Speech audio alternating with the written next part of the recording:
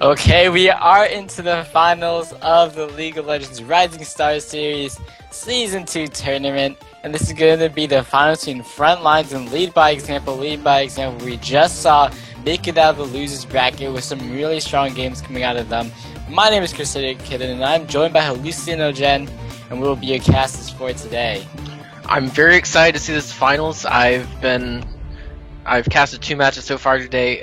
One included Frontlines and one included Lead by Example. Both were excellent matches to watch, so I'm looking very much forward to this. We're seeing a Diana and Sejuani ban. Both of those are very targeted bans at Lead by Example. It's actually very interesting coming into today. Frontlines had every game banned Thresh and Blitzcrank. Banned or picked. Every game without fail. This is the first time that we're seeing them go away from those two, so it might be interesting to see if they first pick out the Blitzcrank, because they seem to be afraid of it. So we're seeing Kha'Zix, Lux, and Vayne bans now coming down from Lead by Example. Yeah, it's really interesting. I'm sure you would know. Are they targeted? The Lux and Vayne? Well, the Kha'Zix, Lux, and Vayne, the Lux is definitely targeted. Herf Jones plays a very, very potent Lux. He played Kha'Zix, I believe, in a game earlier today, and was fairly successful with it, so that's likely targeted. And the Vayne bans we have seen coming down on Sinro a lot, I believe, if I'm remembering correctly. We have seen it banned against him yesterday. Well, actually, no, we didn't see it banned against him yesterday, but we did see it picked 3 times, so we are seeing the Nautilus pick coming out for Frontlines. Yeah, we're not going to see that on Thor anymore. Like, Thor was such a great Nautilus we saw from his matches between Lead by Example and My Little Pony. However, it's going to be different this time. And we also do have the Janet being picked up, which I believe we saw last game. Except it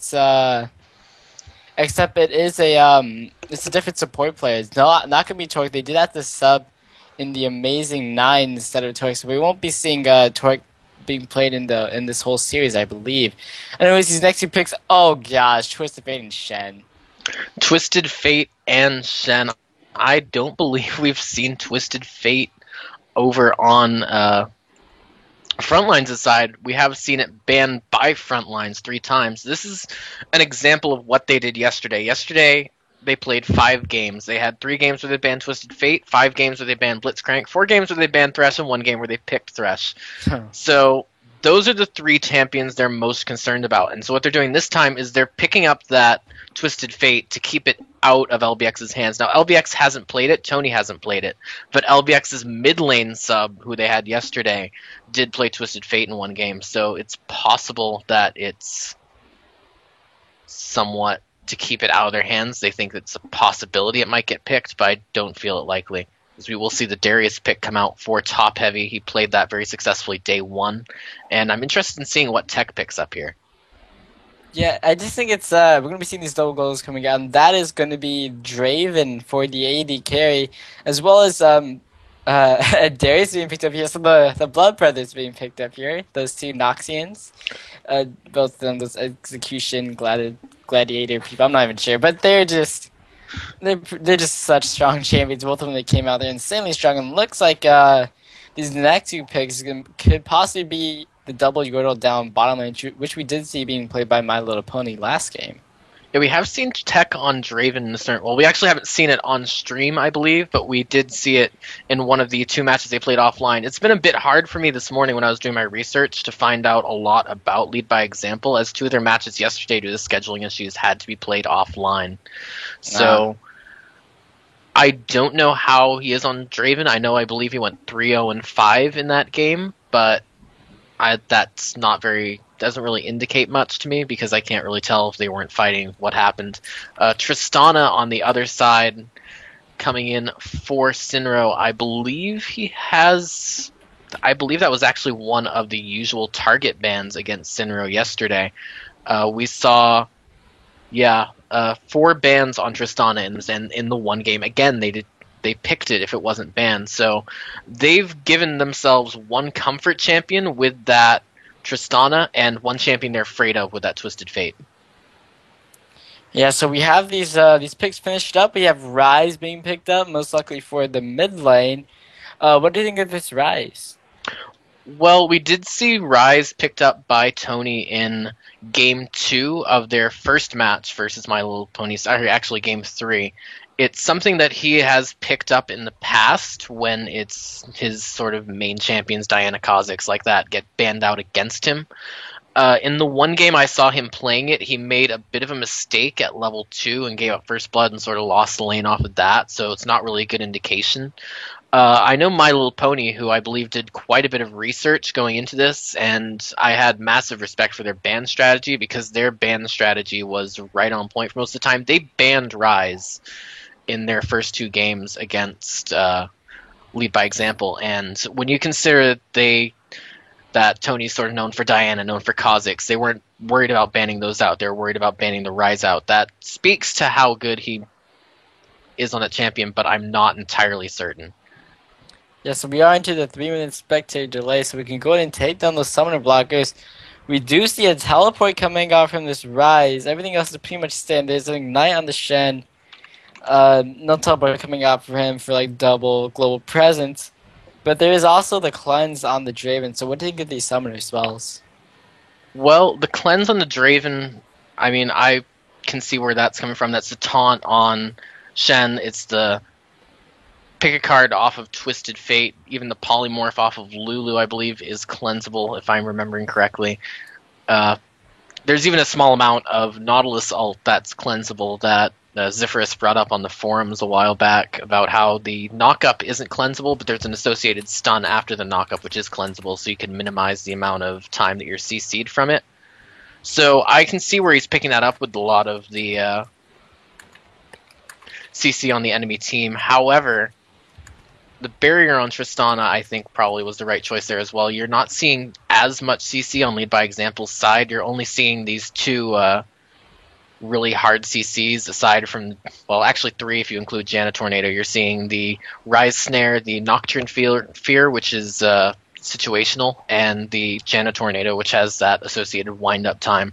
So I can see why he would take Barrier over Cleanse there. And definitely. So, this is League of Legends Rising Stars Series. The Season 2 tournament. This is a really nice tournament. I mean, it's good. This is a best of 5 actually, so we're seeing potential 5 games being played up here. I think is if LBX, because they came from the losers bracket, they have to win 2 best of 5s to win the tournament. So this could be a really difficult challenge for them because I mean, they have to win 2 best of 5s. That's a lot of games, like potential 10 games because of this series, which I really hope it doesn't go there because that would be a lot of games. But these 2 teams are gonna be really great. We've been seeing really great play from LBX, and of course Frontlines obviously had to be amazing to get to the tournament through the winners bracket. But the winner of this tournament does get that the scrim versus Cloud9 of Velocity Esports, as well as $20 of RP for each player in a Triumphant Rise skin. So that's obviously extremely nice. And then the scrim versus Velocity Esports the Screen versus Velocity Esports at Cloud9 Gaming is just great for experience and, possibly seeing how well you measure against those 2 LCS teams. Yeah, it's very... I was completely shocked. I mean, when they first came up with the idea of let's try and get some LCS teams in here to scrim against our teams, I was like, this is never going to happen. And then both of those teams stepped right up to it and agreed to it. So obviously massive thanks to them. Both of these teams have guaranteed themselves that scrim. The winner gets their choice of who they get to go up against. So, I mean, I personally would pick Velocity just because I love those guys. But yeah, they're like from Maple Street and Chris, and they're in DKBNet. Their team is, or not DKBNet, NK Inc. Their team is absolutely scary. Yeah, I have massive love for Vile Rose just in general. Yeah. So, going into this game, I think it's somewhat important to note how both of these teams got here.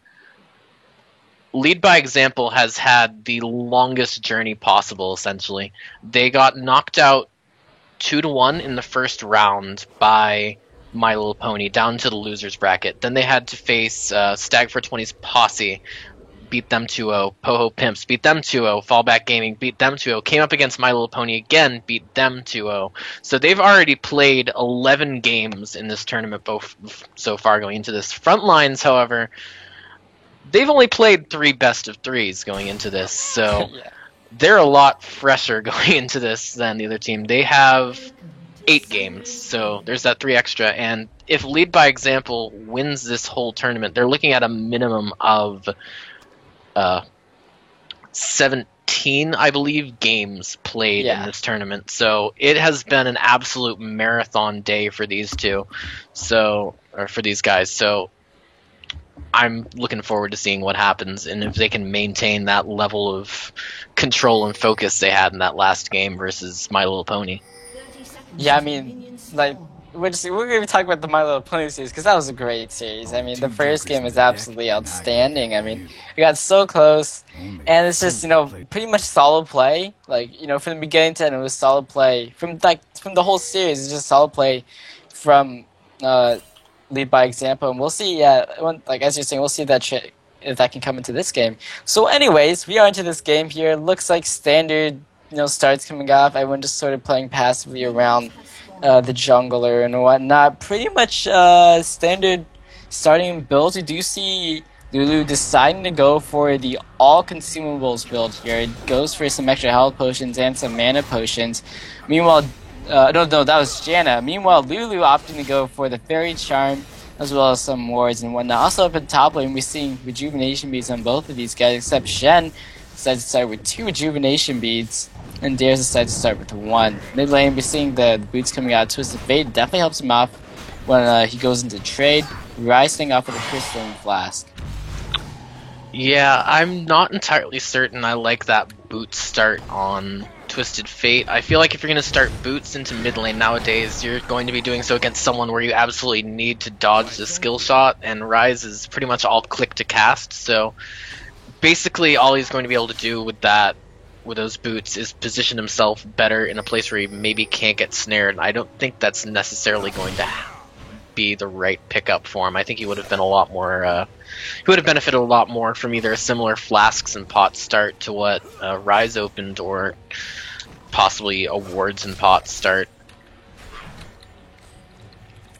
Yeah, so what do you think this first gank is going to be coming down? First gank, I'm not entirely certain.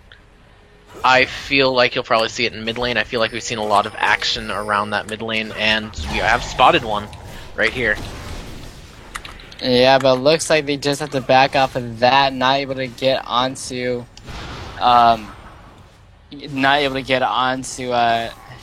Jones here in the middle lane. So just go ahead and back off of there. I mean, there's lots of wards coming off from these starts. Just pretty much like the whole top river is littered with wards.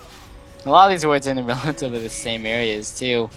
So, they just want to play the safe early games. It looks like actually bottom lane of the game coming out from Yellow Beast. The amazing nice snare coming out, but Yellow Beast flashing here, putting up the snare onto Tech. Sinru going in. There's a cleanse coming off, and Tech is trading the damage back, but the barrier does come off. And it looks like both of these AD carries are going to get so low, but still live at the end of it. Yeah, and Frontlines definitely came out on top of that because they did not burn the flash on Tristana, did not burn any summoner spells on Lulu, but Lead by Example had both their flashes burned, cleanse burned, exhaust burned, so everything they have is down at this point. The only thing that fell for Frontline side was, I believe, the flash on Nautilus in addition to the barrier on Tristana, so that's very beneficial to Frontlines if they want to try and be aggressive at any point in time, which they don't necessarily want to do, but it'll be interesting to see. Yeah, so Draven going back, picking up those boots as well as a few potions there. So, just going, obviously just boots, potions, good. Okay, well, okay, so it looks like Tristana will be going back. She has 700 gold to spend. We'll see if she decides to go, yep, just going to be going with those boots too. Also, Nocturne having an early back, one for those Madrid's Razors, so just wants to get an early jungle clear in. Surprised not to see a spirit, or any of the spirit items coming out from him. Both, all those are very, very useful, but just going for the very fast jungle clear. He is up at top lane, although the lane is starting to push. He's going to be coming out a little bit early, and the Shadow Dash from Rebuff is able to get him out of there pretty easily. Yeah, and I noticed that Tristana bought a longsword instead of potions like Tech did. So what we're going to see is she's going to have to be really careful to not just get chunked down and forced out of lane by Draven, which, especially with those empowered axes, we see Tony flashing in mid lane to avoid the Nautilus gank.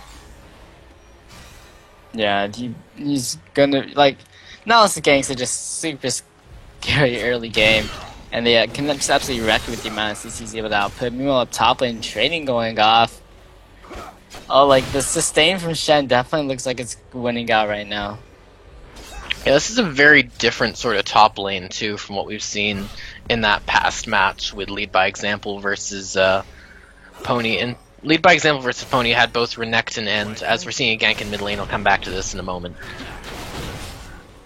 Yeah, the Yellow Beast flashing there. There's the stun card, and there is the, well, not the stun card, but there's the Ignite coming down. First Blood coming up. Of course, just saying this now is going to completely scary, and Herf Jones was able to capitalize on that and was able to pick up the kill. So now is finally doing his job. They're picking up the assist for his team, and it looks like now is heading over to bottom lane. Yeah, we do see the Tear of the Goddess pick up on Rises. Oh jeez, Yayapuff. Oh, the bleed gonna be able to take out Cinderu jumping in there, but Tech was able to take out Yayapuff just way too quickly. Of course, it's that early game Draven. Yeah, I feel like they made a fairly large error not grabbing any health potions or like that on their backs, because they have no sustain in that lane against that Draven. That Draven is just gonna beat them down fairly hard for a while. So we're seeing another bit of an engagement in top lane, but as I was saying before, it's a bit different because last match we saw Top Heavy and Top Otter both playing. The three champions that played top: Malphite, Renekton, and Garen. That sort of build kind of tanky. We're going to see now Darius, who's not quite as much of a tank later on. He does build tanky items, but it's not really the same as having like a Renekton who dives in. He's more looking to grab someone, pull them to him, as opposed to dive into the enemy team. So we're not seeing that dive top from Top Heavy, but we're seeing something that's trying to grab stuff into his own team. Wow, so looking over at Thor, he has actually gone for this early Wriggles Lantern, which is, it's very interesting for him to pick up, because for one thing it gives him a free ward, and that's obviously very nice to have wards, especially in organized play, to have that map coverage, but I just think it's so interesting he actually went for that Wriggles Lantern just over anything, and he's already hit level 6, so I guess he has enough mobility. He'll have his Q, he can go on and gain movement speed. But I just think it's really interesting that he decided to go for that Wriggles Lantern really rush. What do you think of it? When I see Wriggles Lantern early, I think that this is a team that wants to take Dragon. Oh, actually, Destiny coming in down to the bottom lane. Yellow Beast is following up there. Here comes the Paranoia from Thor, but he's not in range just yet. Jumping right onto Herf Jones. Meanwhile, Yellow Beast getting the attack, taking a bit dangerous. He's juggling 2 axes, turning on the Senryu. But here comes the Shen, staying down, flashing away. Shen is going to be able to get into there, but the Shadow Dash won't be able to hit anything. Thor picks up the kill on the Senryu. Thor is really low there. The Ignite is down onto Yayapuff, picks up the kill with the auto attacks. Yellow Beast goes down, Tech picking that one up. Reruff is caught in a room prison. Tony B has also come down here with the teleport. That was pretty much all of the globals used in that fight. Yeah, it was. Teleports being used. Both ultimates from the side of front lines being used, as well as the Paranoia from Nocturne. And that was just a lot of people got involved in that. Yeah, that was a very, very intense fight, too. It was kind of everyone showing up in bot lane suddenly, like you said, all those globals used at once. But it has left Top Heavy alone by himself to push this top lane. It looks like he's going to get a bit of damage on it before Nautilus can show up and clear. Yeah, Darius just does some decent damage to Tires, especially with his crippling strike. Really gives a lot more damage to that. It's about half health. Yeah, that bottom lane, the kills going over the Draven. He's now 2-0-1. He is 34 CS ahead of Tristana. He's now picked up a BF sword and finished up the Berserker Greaves, and that's just gonna hurt down the bottom lane. Yeah, at this point, Draven has an 1100 gold lead onto Tristana, and that's just absolutely massive at the 10-minute mark for one champion to have. Herf Jones might be in a bit of trouble. He's going to be snared down. He has the gold card. No, he does not have the gold card. He has to use the red card. Will be taken down by Tony B. Yellow Beast can be running into the door. Looks like Top Heavy has also joined. This is definitely a dead Yellow Beast.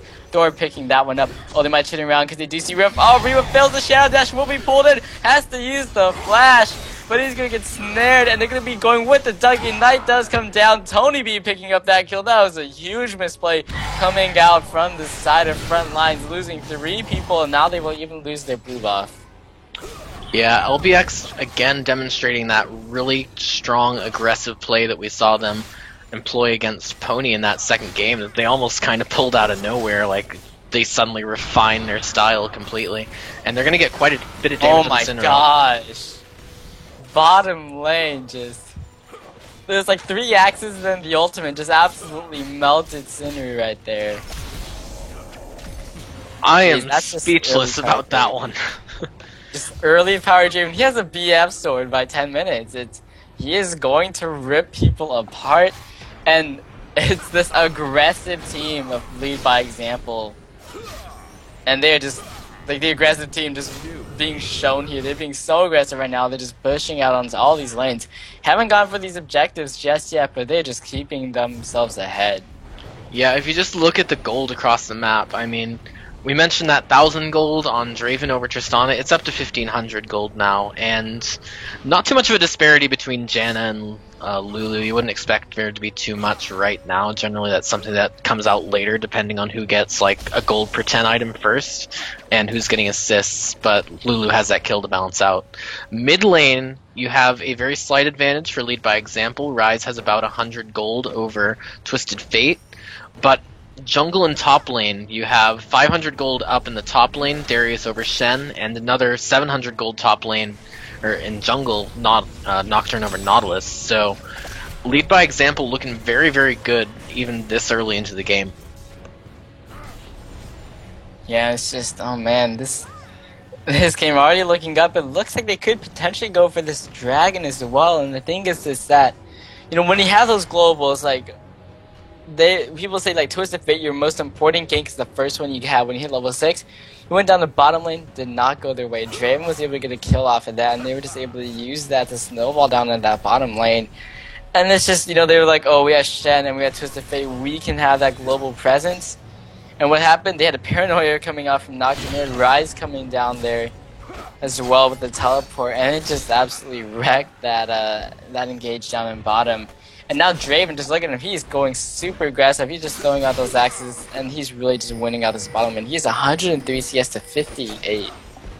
Yeah, I think soon you're also going to see top tower fall to top heavy. Yeah, he does take it right now, continuing to put quite a bit of pressure onto Reruff on Shen, looking to grab him with the hook and maybe make something happen here. Yeah, nice, like, the ignites are going off. Here comes the Destiny from Twisted Fate. However, Heavy was able to pick up the kill. The Price just barely grazing him. He's trying to get the auto attack off. The Paranoia came in from Thor from behind, picks up the kill. Great map presence coming out of Thor there, and nice teamwork from those two. Yeah, Lead by Example also getting bottom tower off of that. So they've gotten 2 towers just in the past minute or so, and it's only 13.5 minutes in. They have a 5.7 or so gold, 1,000 gold lead. This early in the game, that's absolutely massive. So, as long as they don't make any major mistakes, they should be fine. As we see Tony putting quite a bit of hurt onto Nocturne, or Nautilus. Yeah, Yellow Beast is only level 7. Just look at this. Yaldapup is level 6. Oh, actually, bottom lane, Cinder, you're getting taken down. Getting taken down in midair by Whirling Death there, so... Really? Oh man, that's just rough. Yeah, and looks like mid lane, Herf Jones is in trouble. That's top heavy, and Thor has shown up, and now we're going to be going after him. Twin Shadows comes out, going to be able to slow them down. And once again, we talked about this in the last game we saw from Lead by Example playing again. Look at the ward coverage in this jungle. It's everywhere. They just have wards all over this map. They're really using that. And it's just, oh man, just that word coverage. That's all I can really say. Yeah, I mean, I'm going to say this for what must be now the 50th time over the past 2 games, but LBX is just a night and day difference from the start of this tournament to right now.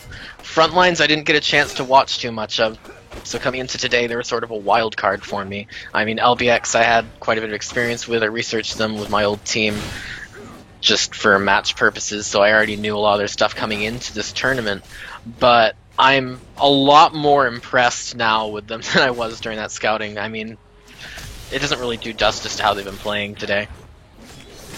Yeah, and just look at this. They're going for this mid tower, and looks like they might be repelled off of it, but they just put down the damage. Shouldn't be gonna get stunned and pulled in by, by the dredge line, but looks like he'll be okay.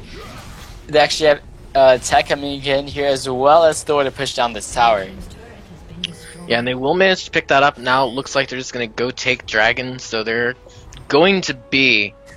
I mean, they're already 6,500 gold ahead. They're going to be 7,500 gold ahead at the 16-minute mark after taking this Dragon. And that 1,500 gold lead on Draven is now 2,500 gold. That's closing in on an entire BF sword item, you know. At this rate, in another 5 minutes, it will be an entire BF sword item. And just looking at the items, you see that Bloodthirster and Cloak of Agility to a Vamp Scepter and a Doran's Blade, and it's just such a massive difference that it's going to be really, really hard for Frontlines to come back from this at this point. Yeah, and it's just like the Frontlines really have to pull it together. I mean, they went out the winners bracket, and like to see them just getting destroyed in this early game. I mean, it's a best of 5. They have 2 more chances to come back from this. You know, just in terms of the game. So, you know, hopefully they'll be able to do that. And hopefully, like, in this whole game, I mean, they have Tristana. That's a late game champion right there. Same thing for Shen, who wants to get tanky. Nas wants to get tanky. Like, they can get that tanky front line. But it's just Draven is already going to be spinning out of control. They need to get, like, to that late game and just try to farm it up. And it actually looks like they're going to be running into each other. Rebuff walking around to top heavy. He's going to be putting out this taunt onto Amazing 9.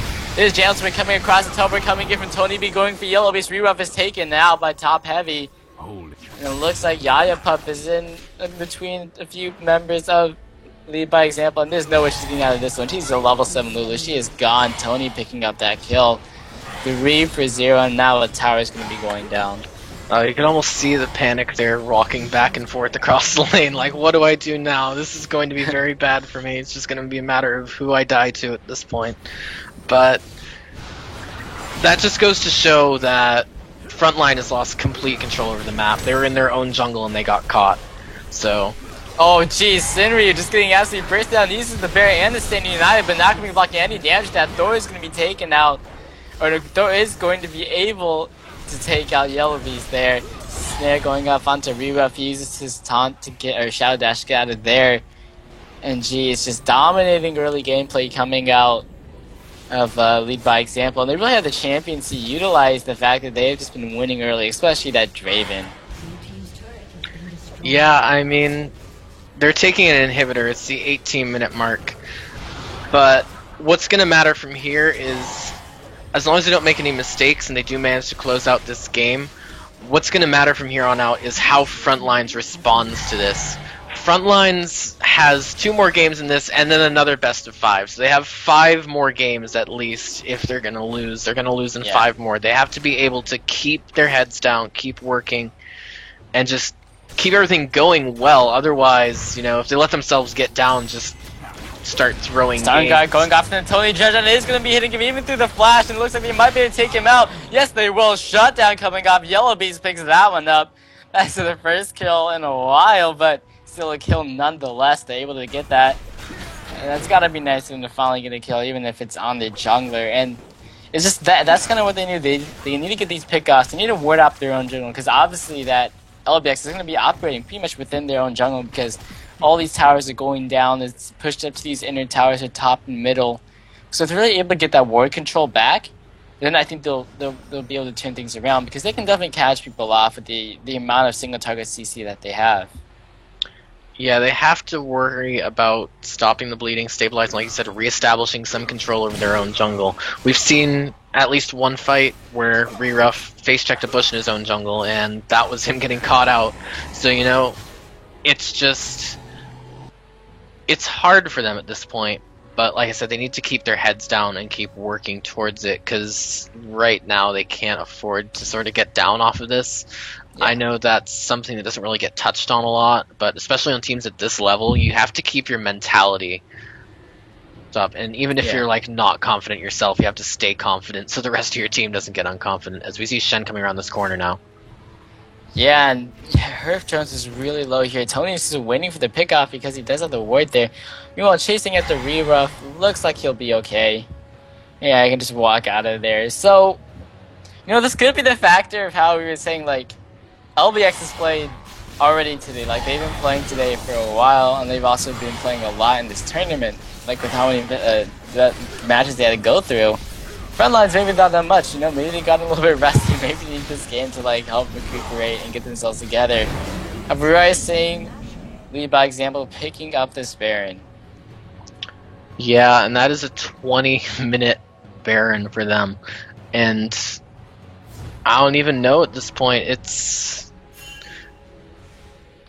the way in for Frontlines is to turtle, and that just got a lot harder with that Baron buff getting picked up by lead by example, and they're going to be looking to really make something happen with this right now.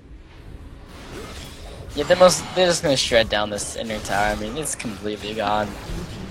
A really cool game. Just with the pushing power of not Nautilus, of Darius and Draven is just really, really strong. And looks like they'll be heading over to mid lane, just using their Baron buff just to keep on applying the pressure. Because, I mean, even without the Baron buff, they could probably still pull this off, but now they just have even more confirmation that they could completely win over in a team fight. And looks like they will be splitting up their team. They have Amazing Knight and Tech pushing down this inner tower at bottom lane. It's almost taking it down. While they have Heavy and Tony B pushing off that mid lane, they will be able to take that middle inner tower. Yeah, their split pushing is working very effectively for them because they can't respond to either side of it, and it looks like they're maybe trying to get Thor out there. Top Heavy going in on this now. Yeah, Herf Jones is super low. Dunk comes out, picks up the kill. Top Heavy on a killing spree, gets the second dunk off. Actually, nope. Tech picks up that kill. Re-Ref went to the team, but he is in trouble now. Yaya Pup getting melted down. Re-Ref is stand. He will be going down. Dunk comes out from Heavy. Cannot quite finish off Yaya Pup. The GG's well played, and actually it's Surrender Vote is coming off because, well, kind of inevitable with how that early game, with how Lead by Example was just able to win that out so well. So we will be going on into a game 2. This is a best of 5, so the first to 3 games won will be able to progress on. However, for Lead by Example, because they have come out of the losers bracket, they do have to win 2 best of 5s before they can win the tournament. So hopefully we'll be getting into this second game very, very soon. Yep, and we will see you at the other side of this very short break.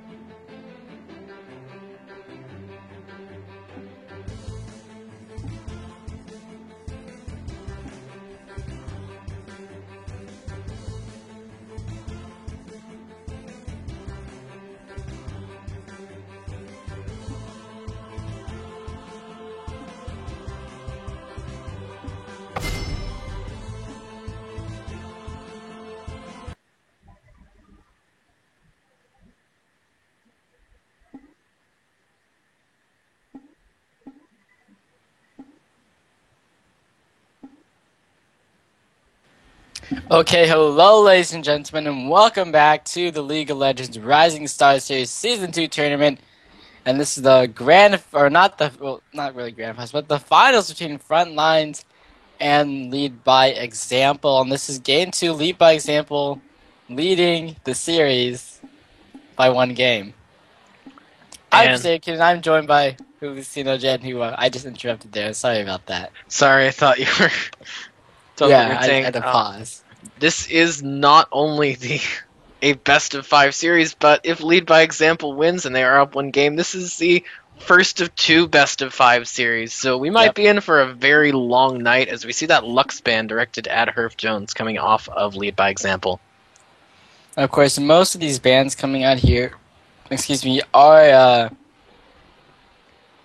okay, I can completely blanked out our targeted bans to players on the other teams, as you were saying before, and also Nocturne being banned out here. So taking out a bit of that aggression. Apparently, they did not like that Nocturne being picked up for LBX Thor, which was the jungler.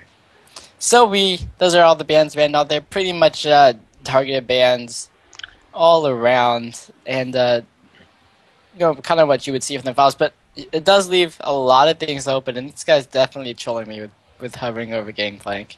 Yeah, the Kha'Zix ban actually is a bit surprising to me. The first time I thought it was because they didn't have first pick, but this time around it's because they don't want to pick it. So I'm expecting them to see maybe a Thresh. We saw Torque on that a couple games earlier. But Was Troy's very not in this successful. game. That's right. Torque is not in this game, but they might have practiced it with the Amazing Nine too, so who knows. Yeah. We'll pretend that what I just said made sense given the situation. Kha'Zix, I expected the first game was a targeted ban because I thought they didn't want to see it. They're going to pick up that Janna first, but I would have figured they would have picked up that You tried to bait Kha'Zix. me. You tried to bait me with being excited for the fact that they were going to play Gangplank. Because in the past, I was telling them in the game, I was play Gangplank and you'll win. And you tried to bait me. You tried. Anyways, you have that Janet going to be picked up there once again for LBX. They've been playing that quite a bit, and I guess it's been working out for them. They've been 2-0ing these past few series. So, but looks like these next few picks here, the Zac has been locked in, and potentially Orianna. We have not, I believe, seen Herf Jones on Orianna yet. We've seen Orianna not. on a lot of other people. I can't remember if that was targeted against them in the past. However, Draven they will don't come even out like- instead.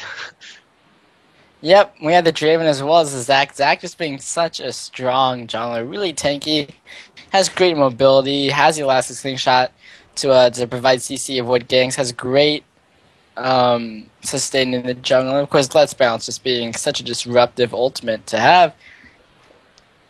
And that Jalen, apparently they were like, well, they had Draven last game, we can pick it up this game. And we'll see how it goes for them. So, Thor picking up that Nautilus, oh yeah. We saw Nautilus a few times being played on him. He was very strong with it, very effective. And just gonna have to wait. Looks like hovering over the top lane pick for LBX here. It'll be interesting to see what they pick up, and I think they'll, decide on that Darius, because that's just worked so well for them in that top lane.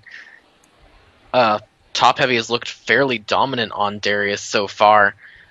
I'm not entirely certain what you're going to see the mid lane pick up for LBXB at this point. I expected in the first game that if they weren't going to ban Kha'Zix this game, they were going to try and pick it up. But I guess I had that wrong, so we're going to see something that I'm really not sure what I'm really not sure what to expect at this point. It looks like we might see an Elise pick up from Frontlines. Well, definitely an Elise pick up because it is locked in there, as well as potentially Leona. However, back to Elise. Elise is most likely a top laner. It has been nerfed quite a bit. She was super popular. There's quite a few people that can play the Elise very well. One would be Chris over for Velocity East West. He plays such a scary Elise. And the thing is, Elise is that she has the potential to absolutely burst people down. Like, looking at her team right now, that Leona is going to be locked in. So, has a fairly decent tanky front line. She might not have to go too tanky herself because the damage Elise is just absolutely bursty. So the Leona is picked up there. What do you think of this Leona Draven bottom lane? What do I think of Leona Draven as a bottom lane? I think they really Yep. want to kill something. What do I think of Leona necessarily for their bottom lane? I think that these are a bit out of what they've played. In day one, they didn't play Leona at all. They didn't play Draven at all. So this is something we haven't really seen from Frontlines. So it's going to be interesting to see if they can pull it off, as we're now hovering over the Vygar pick to continue trolling with the Gangplank now. Yeah, they just try to bait me to be excited. The one that there will actually be a game plan that I cast now, I can be happy. However, it is looking like Gragas and Caitlyn. I'm gonna draw my sentences to make sure I don't get baited into saying something that doesn't happen, but it is gonna be the Gragas and the Caitlyn. And nope, it's the Rise, so what do you think of those pickups? And I'm gonna have to be right back, hold on. Well, at this point, LBX is picking up a lineup that is, based on what we've seen so far, pretty much their standard. They picked up that Caitlyn Janna bottom lane, which I think they're undefeated with in this tournament on both champions. Not necessarily together, but just even individually. And I know it was Torque as support on that Janna in the past couple of games. This time it's Amazing 9, so it's a bit different.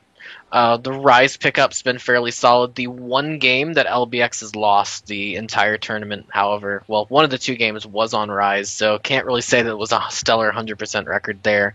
But that's been solid for him. Darius has been really solid for him. The Nautilus has been really solid for him, so they're going very strong. We are seeing the Orianna pickup onto Herf Jones from Frontlines. That's something that we haven't seen from him. So what I'm seeing here is I'm seeing lead by example. Is coming in, they're playing what they know, they're playing what they know well, they're playing what they've had success with. Frontlines is trying something different, and like we said in that last game, Frontlines has the rest of this best of 3, and then another one after if they lose it. So they have 5 games to burn here. They can afford to try something different. That's a luxury they have by making it through the difficult winner's bracket to get here. So I will be very interested to see what they do with that. The Zac Orianna can be a very, very potent combination. Even the same kind of thing with Leona Orianna, even Elise Orianna to an extent. They have a lot of stuff that can get that ball where it needs to be for command shockwave. They have the Draven very strong in lane with the Leona as well. They're going to be able to just drop someone very quickly if they manage to get on him fairly well. We are seeing the summoner spells here. We're seeing another cleanse on tech on Caitlyn, and that's definitely for the Leona and the Elise specifically. The stun from Leona with that Draven down there, like barrier is not going to help you anywhere near as much as cleanse, and getting out of there will help. So that's probably the right pickup for them. You will see barrier once again on Sinro on Frontline, so nothing really too interesting. We'll see a teleport on Tony B in that mid lane. We saw him run that last game, I believe, if I'm remembering correctly. I could just be misremembering at this point. My brain's going a bit fuzzy right now. But the teleport there was, I believe, in response to the Twisted Fate. But this time around, there isn't a Twisted Fate giving that global presence, so that's just so you can roam around the map as much as you want and hopefully influence influence lanes elsewhere. That's going to be how he roams. Rise is a bit immobile on his own. He walks slowly. He's just kind of slow moving. That teleport allows him into it. So basically at this point, jungle, you're going to see about the same thing that we've seen Thor run on jungle. He's been playing very, very heavy into that pressure. He ganks, I believe, mid fairly often early. That's what I see a lot, mid or top. He doesn't really go bot lane very much early in the game. He seems to be going bot lane a bit later once his support and AD down there have gotten a few levels and have a bit more to bring to the table. But I wouldn't be too surprised to see an early gank onto Herf Jones in that mid lane on that Orianna with the very potent combination of the Rise Snare and the Nautilus hook, and Nautilus has his own snare obviously on his auto attacks as well, so that would be something that would be very, very scary for them to have happen. Or even if Darius gets a strong hook onto Elise, she has her repel, but she has to drop onto something, so that's just sort of a...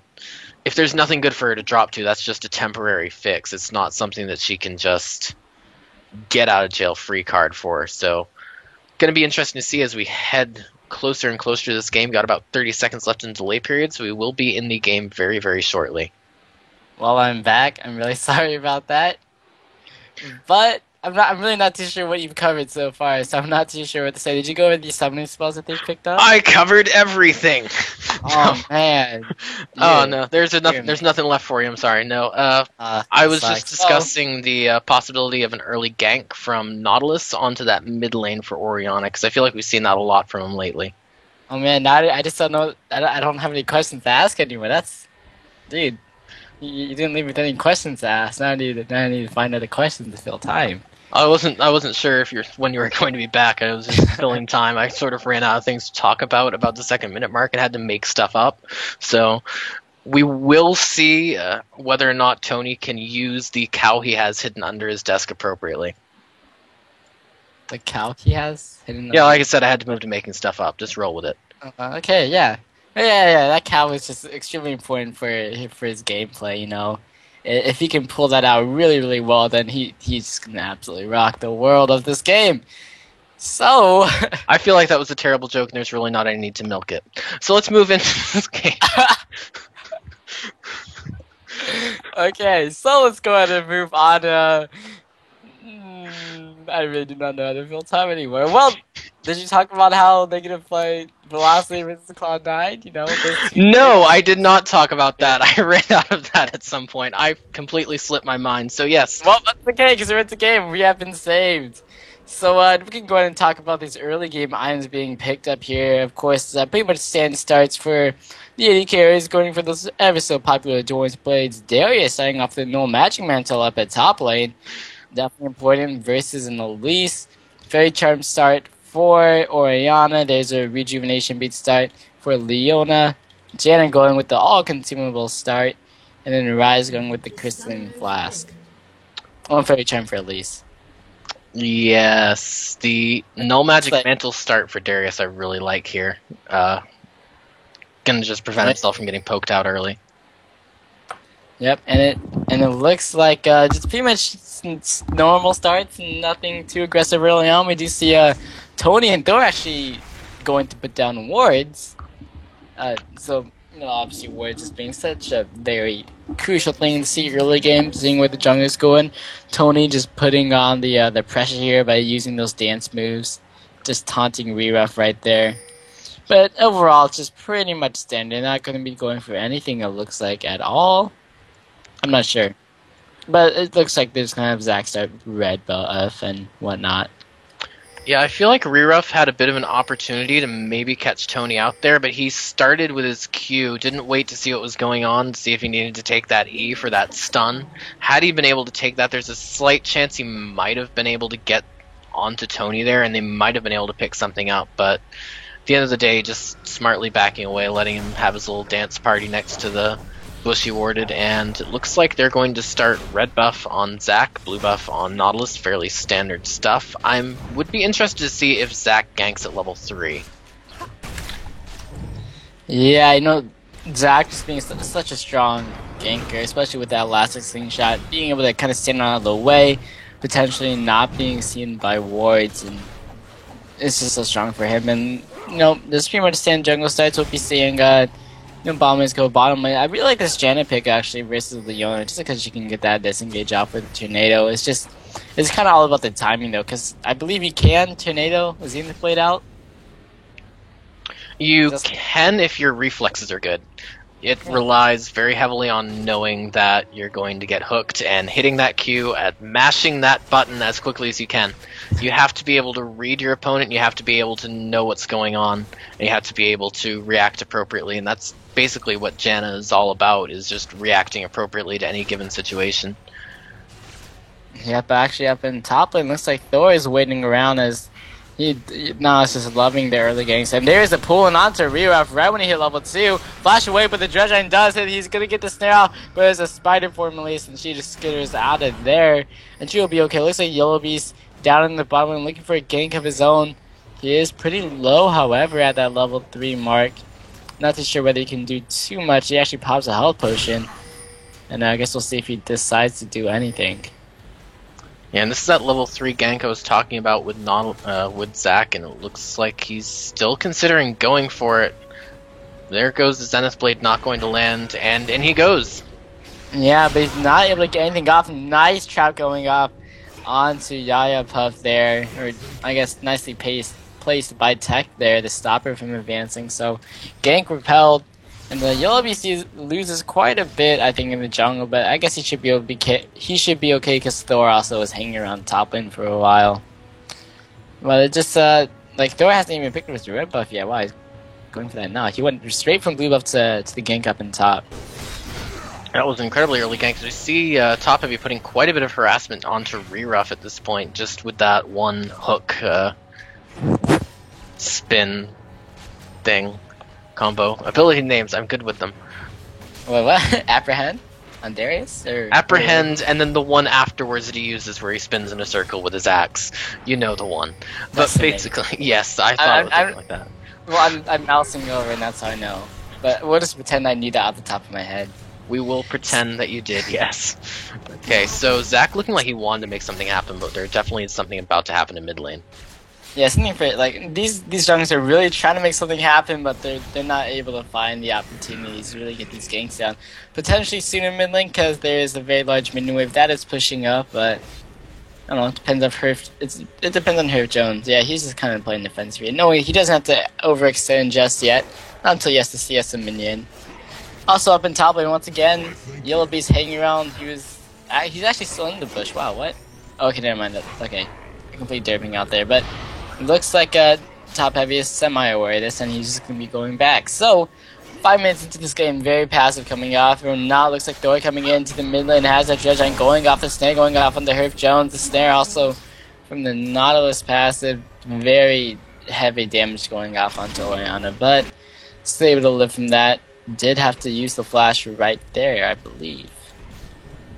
Yeah, and we're just seeing a very passive sort of early game at this point. Junglers are trying to make stuff happen, but no one in the lanes is really trying to make anything happen aside from Top Heavy, who's been trying to take down Reruff and top and seems to have almost paid a bit for it at this point. But all of the pressure on the map right now is coming from the junglers. Neither lane is really that willing to go too hard on the other one. Caitlyn and Janna are willing to push up, but they don't seem to be able to actually do anything to Draven Leona off of it. So, interesting to see from here on out what happens. I think a lot is going to come down to which jungler manages to get a successful gank off first. Yeah, of course, because these are very high-impact junglers. They really want to get the ball rolling for their teams. So it's like Darius having went back, picked up the Doran's play, going for someone that's stayed in there as well as getting that damage. It's a bit risky because he's Darius. He doesn't have that. He's Darius. He doesn't have that much in the ways of escape. So getting ganked, he's not gonna have those boots or anything to try and get out, which could be pretty risky. Meanwhile, at least going for the hunting guys. Yeah, hunting guys early on Elise, somewhat of a standard at this point. My apologies for yawning in the middle of that. It's been a long day so far and just sort of getting my second win, so to speak. But haunting guys on Elise, not too unusual. I mean, it gives her some health to survive the lane, gives her some AP, and it builds into Liandry's, which we usually see fairly often on Elise. Well, top lane, Heavy wants to trade with Reruff here. Of course, Heavy has a level 6, so kind of the prime time to trade when you're Darius. Just kind of get the surprise dunk out there. You're like, whoa, I'm level 6, I'm going to dunk you. And then he has gotten Reruff pretty low as a result of that, and he's going to be hanging out in the brush waiting for the next opportunity, I guess. But he's definitely looking to go aggressive. Yeah, and that's just generally been Top Heavy's style through most of this tournament. He's been very aggressive. I would say probably the most aggressive mid laner in the tournament so far has been Top Heavy, at least that I've seen. So, not too surprising to see him trying to make something happen on that Elise. But the question is whether or not he's actually going to be able to ever pull it off, because at this rate, it doesn't seem to be working that great for him. They seem to be going fairly even. Yeah, and, well, we see Bauman actually 13 CSD for Draven, so he's actually winning that one out, going for that very early BF sword for that insane damage. Caitlyn not getting as much gold has gone the other way of the Vampiric Scepter, so going for more of that sustained start, of course, but, you know, we can see Bomb Lane potentially going for some aggressive play soon. And we do see the gank in top lane coming in now. Oh yeah, Heavy getting taken down pretty low here, but oh wow, Tony actually comes up here, putting up the damage. Reruff is snared, flashing again. Heavy is going again. He's putting down damage on the Yellow Beast. They're both focusing different people. Tony is stopped under the tower. Double dunk coming off though. But Zach still able to get the kills down. They just were not able to get anything up. I was really confused at what just happened there. Well, Zach passive came off, so he's going to be fine. And Rebuff did go down. Tony be picking that kill, but Tony got stuck under that tower when it was taken out. Yeah, I just saw a whole bunch of stuff running underneath Frontline's tower, and then a whole bunch of stuff exploding on both sides. It seemed like everyone up there just died almost simultaneously. So Zach passive wins out, though. They will not be able to participate in the fun minigames of killing the blobs, so he's going to be able to be up there and push that to tower, and that's going to deny some experience onto Darius, which is going to be a bit rough for him if Elise gets a bit of a level advantage. Yeah, so just looking back over the bottom lane, just really this Draven is just out CSing this Caitlyn. And it's surprising me, like, you think of Caitlyn, like, oh, she has no bad matchup. She has so much range. She's just gonna stand in the back and kill minions and poke out. But not against Draven. Draven doesn't take any of that. Just is such a lane bull, and it's really just scaring her off right now, I think. Yeah, partly that. I also feel like they sort of did it to themselves a bit. They shoved really hard to turret fairly early, and there's two different thought process there. It's harder to last hit under turret, obviously, because you have to worry about the tower damage, but if you're okay at last hitting under turret, as we might see something happening around the blue buff of Frontlines right now. Yeah, lots of people grouping up around here, but looks like LBX just goes ahead and backs off of that. Yeah, Yaya Puff was forced to flash over the wall in that to avoid getting caught out, so that's very, very good thing for lead by example. Allows them to be a lot more aggressive now that the threat of that Leona flash is down, because, I mean, if you don't have Zenith Blade up, or if you want to use it a little bit later, Flash Q is always okay sometimes too. Always okay sometimes too. Yes, it is always okay sometimes. So, picking up, looks like the Zac has actually gone for we're at the Spectre, right? Going a little bit more for the damage, more sustained build to the tankiness. Because he's coming up to the top lane, going on to heavy. Rebuff wasn't able to get the second part of the repel down, so now Yellow Beast, he has to catch up to Yellow Beast chasing off heavy right now. And actually, Gobi this one around, gets the duck off the United, goes down, picks up the kill onto Yellow Beast. Rebuff chasing after heavy now. The auto attacks, come on, no, he leaves it alone. Griff Jones is coming in here, but wow, Heavy is gonna be able to live. What the? What? And now Yaya Puff in trouble in this bottom lane. How did you set it play? Oh yeah, Thor coming down here for the gank. Janelle comes across. Yaya Puff is gone. Thor picks up the kill. So, lead by example just got thrown their chance to take the spot lane back in their direction, but it looks like they're gonna take the opportunity that was thrown to them to take Dragon instead. Probably the right move. Yep. That should give equalize the advantage down there as well, and give Tech a good chance to start farming a bit better in bot lane, even out that creep score a bit too.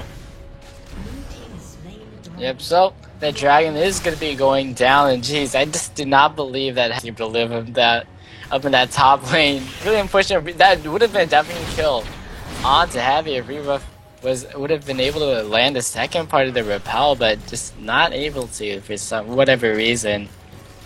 That was unfortunate.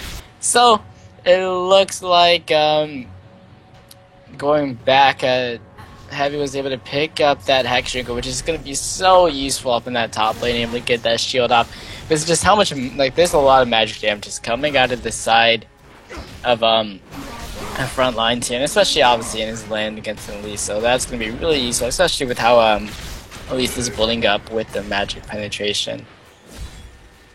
Yeah, we did see Yellow Beast get a bit stuck under mid tower there by Rise and Nautilus. They got a good bit of damage on him, managed to stop the pressure on that tower, but weren't quite able to seal the deal. Had they managed to sort of catch him harder under tower, they might have been able to pick up the kill while his passive was still down, but it would have been fairly close if they'd blown a lot of stuff on it, and they might not have picked it up. So probably for the better if they chose not to just fully go for it at this point, as Draven now seems afraid to CS with Caitlyn there, although there isn't really anything for him to grab now that I actually look at what's going on. My apologies. Yeah, So, Yellow Beast just holding up top lane for a bit. And I'm being picked up here. Orion actually going for the Nisla Gerard really early. I'm surprised didn't rush that finish with the Chalice of Harmony for the Thieves and Holy Grail. Does have the Chalice though. I guess maybe it's enough for her. She wants to go more the damage route. We do see Rise just going with that. Build up the mana, has Catalyst, the Protector, as well as Tear the Goddess and the Blasting One mixed in. So, is that going to be a Rite of Ages finish or an Arcade? There's actually Heavy going on to Yellow Beast, putting off the dunk. Let's be honest, being used. Apprehend not going to be able to finish it off. Will the bleed, though? The bleed will trigger the passive.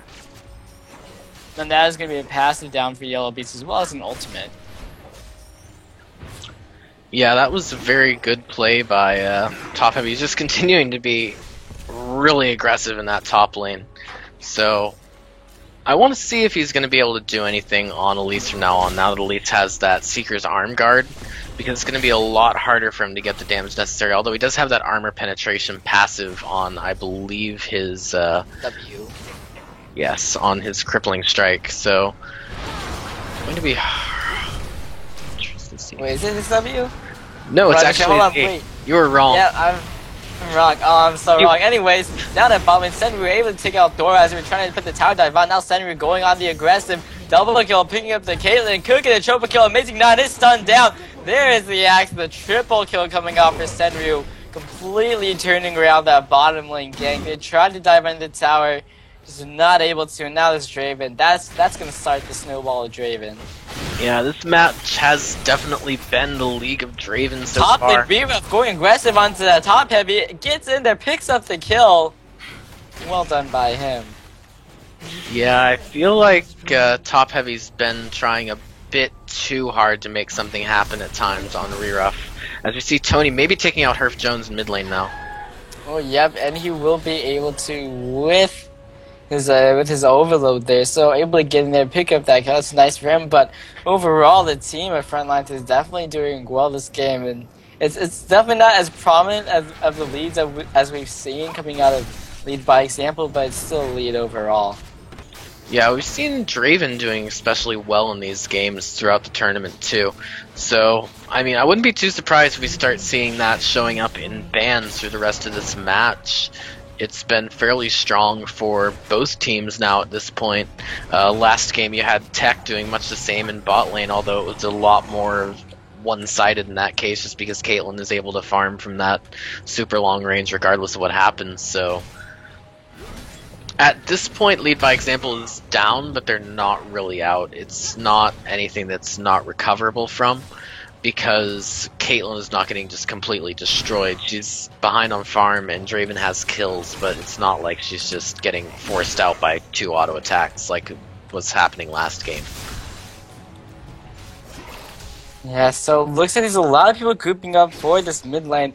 Definitely not as many towers as we've seen taken down in previous games, although bottom lane, Tech and the Amazing Nine are going down for this. Ultimate does come across from Draven, and actually Thor is in here. He's going to be walking right into everybody. Now he's going to get absolutely destroyed. Does flash over the wall, and he will be okay after that, but he got taken on so quickly. That was a bit odd because he has to have seen them in that ward he placed a couple seconds before that happened, so I'm wondering what exactly happened there. If that was just sort of lapse in judgment, if he thought only Draven was there, or what exactly was going on, because I believe if he'd have gotten vision off of that ward, it probably would have only been on Draven, so he might have thought, hey, this Draven's alone, I can stop him from getting to tower, and then suddenly Leona and Zac are there as well, so I would be interested to see what the thought process was there. Yeah, Knight just doesn't have that flash.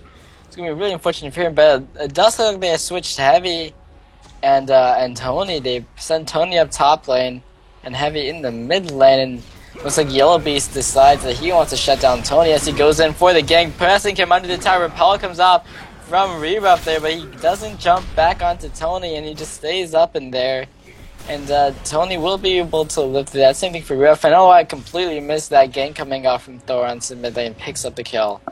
Yeah, I saw what happened there for the most part because I wanted to make sure we caught some of that as well. What happened was Thor came in for a gank, then a Shockwave managed to pull both away at the same time, and then an ultimate came down, the depth charge came down from Nautilus, just grabbed onto Herb Jones, and he had enough bleed stacks on that Darius just got the dunk on. That was basically it.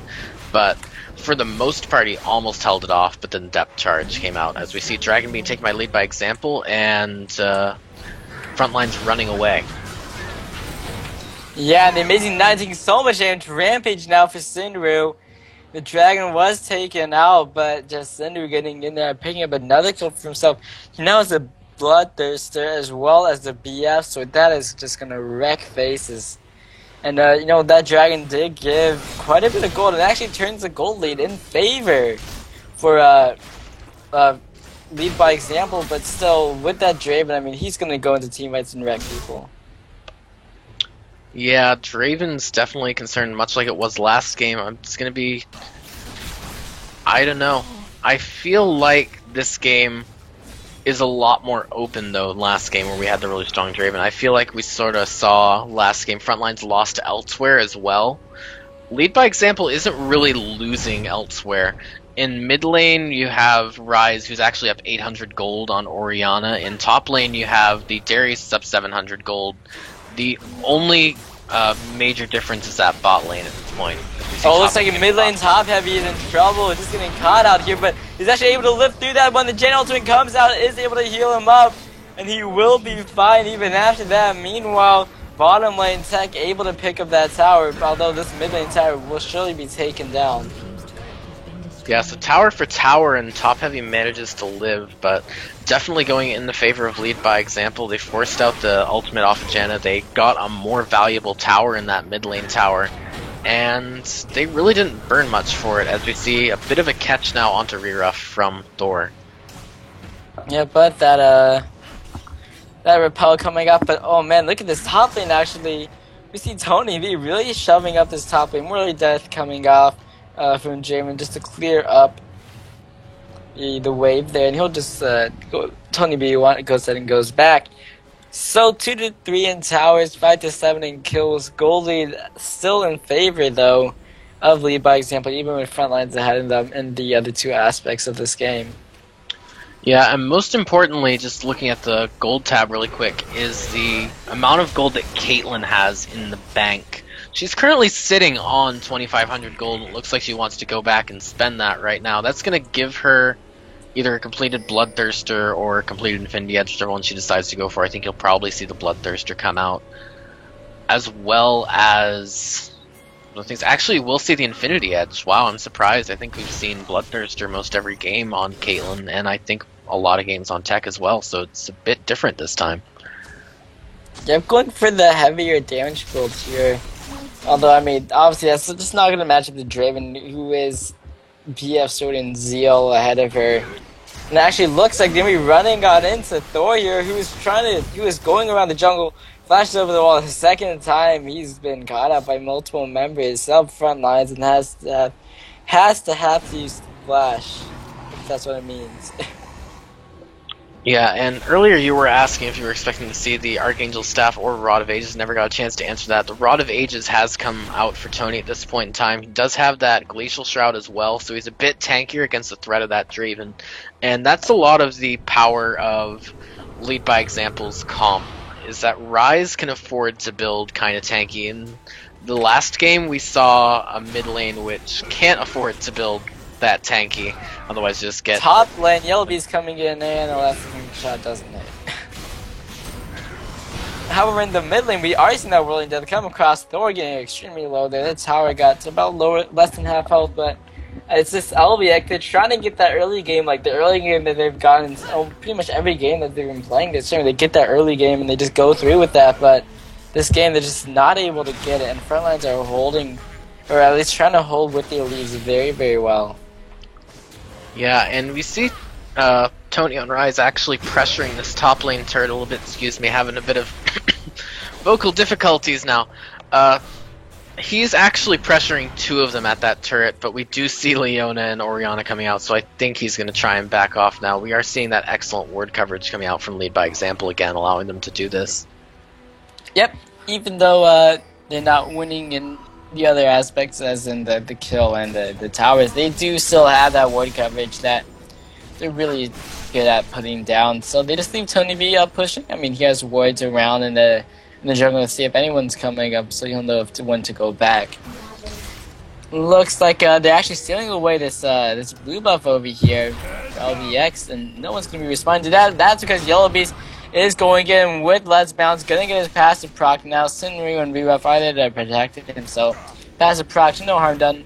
We'll just go ahead and pop right back out. However, in the mid lane, 3 people pressuring down onto this tower.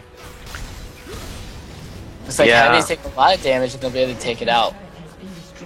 Yeah, and Tony just did something very interesting on Rise. He actually tried to go back in and take down the passive of Zac with a quick burst, I believe including his ultimate there, but wasn't able to do so, got caught for it, and ended up going down to Draven. So Draven continuing to pick up these kills even at the expense of the tower there. Not really that worth it, but Draven getting stronger is a very, very bad thing for Lead by Example at this point. Yep, he actually has the most gold in the game at 8,500. The person behind him would be Caitlyn 8,100, so he is leading that by quite a bit. Although we do see that this thing over at the gold counts, that Lead by Example is actually winning, and for most of the champions they're all winning in gold. Like Darius is ahead at 7,000, Elise is only at 6,000, 7,000 on Rise, 6,000 on Orianna, and so on. And it's actually looking pretty well for them, but that might change as this Dragon is started up here. Looks like LBX will be going in for the engage. They did have Tony B getting it, and jeez, absolutely melting down Herb Jones, as well as Senru, and shutting him down. There comes the dunks coming out from Darius. They weren't able to pick up Tony B, but double kill coming out from Darius. Oh no, triple kill coming out, just absolutely wrecking people with those dunks. Now Tech chasing at the re-ref, throwing off that Piltover for Peacemaker. We'll just go ahead and back up, but that team fight working out so well for LVX. That was just a great example of what happens when you get everyone caught in the middle of Darius, caught in the middle of the ultimate from Rise, a lot of damage AoE just coming out, the Piltover Peacemakers like that from Caitlyn also offering a bit of AoE damage, and they just melted 3 members of Frontlines just completely simultaneously without them being able to respond. Just cleaned up the fight from there and picked up another Dragon, and maybe now looking to pressure that mid lane turret. And that's a triple kill on Darius, so it's not good at all. 5 kills on both of these Noxian brothers here, Darius and Draven. So obviously these two are gonna have quite the effect in this game. I mean, like, we look at Ken, she has not even picked up a kill, and actually Heavy getting caught out there. Shockwave comes in, the rear ref comes down from the repel, gets the shutdown onto Heavy. Heavy a little bit too far out, but he does end up picking up that Sunfire Cape, and also Saracen Brace finish on the Rise. Yeah, and last game where we saw it sort of go, the Draven got a lead, it was 500, then 1,000, then 1,500, and 2,500. This game, he got a bit of a lead, and now it's even again. So, LBX doing a lot better at responding to that fed Draven than... Wow, Tony going in, Sentry getting the snare, but Tony's taking a lot of CC damage onto himself. Solarflare went down to Tech, he does use the clubs, but Yaipup goes under the tower with him using the Xenoblade. Tony B, however, able to run out of there and stay alive. And that was a really strange engage. It looks like they wanted to engage, but neither team really wanted to engage, and they just kind of backed off after that. Yeah, and suddenly Rise comes out of the jungle is always an interesting way for your team fights to start. I was surprised that Tony was able to get out quite as easily as he did. I figured they would try and devote something to get rid of him, but they sort of went on the stuff under tower, and it wasn't really very organized from either side at that point. Yeah. They sort of had a split focus. Like Yaipup put down her Solar Flare onto Tech, and used the Xenoblade onto Tech, and the rest of the team was trying to get onto Tony. And obviously, a lot of the CC that will be coming off is from that Leona, so they lost quite a bit of the CC that they could have put out with her with them just focusing different targets. Yeah, we see that Lead by Example is actually managed to expand their gold lead to 3,500 at this point, and Janna has managed to pick up an Oracles and start sweeping around Baron, so we might see them try and force that at some point in time in the near future. We haven't really seen either team kind of trying to force that. too much throughout this tournament. They've more been focused around towers and like that, and sort of picking up Baron when there's just generally the opportunity. But I completely lost my train of thought. There we go. I just remembered it. We have seen the Maw of Malmortius picked up by Darius. I'm not entirely certain that upgrading his Hex Drinker this early was that. Well, actually, no. I guess it is double AP now that I actually read. No, that's something not too unexpected now that I think about it more. But Caitlyn has that Infinity Edge Phantom Dancer. Draven has that Bloodthirster Infinity Edge Zeal. So he's going to be putting out a lot more damage right now than Caitlyn is, and it's going to be... We're going to have to see what Caitlyn picks up from here on out. If I would have to make a prediction, we'll probably see Last Whisper. We've seen Tech pick that up, third item, so many times so far that I think it's kind of... I mean, it's sort of completely predictable at this point. So if he picks that up, it's going to be very interesting because he might do more damage to the tankier things on... as we see a catch on Cinder now. Oh yeah, Cinder is going to be founded by Thor and Tony V, but they're just taking so much damage in response, walking into 4 members of front lines, and they're just going to get melted down after this. Yellow Beast, as well as Reba picking up those 2 kills. Yayapov going over the wall, trying to get onto Tex here. It looks like Tex, however, will be okay.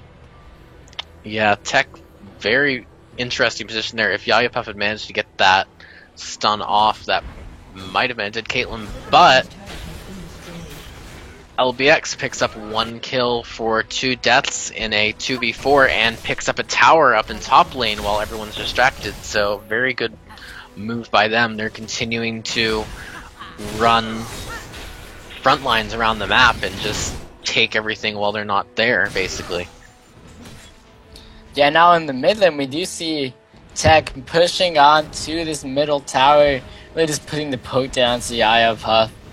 And they do have quite a few people actually coming down here. And once again, they have void coverage all over this jungle here, as well as having that Orcus Elixir can just clear out those wards. So really just denying vision of this jungle, and then they're just using that and like staying in there and like, okay, we'll just use this to our advantage and we'll push up these lanes. Even though we're behind in kills, we can still push down these towers. And now they're 5 towers to 3.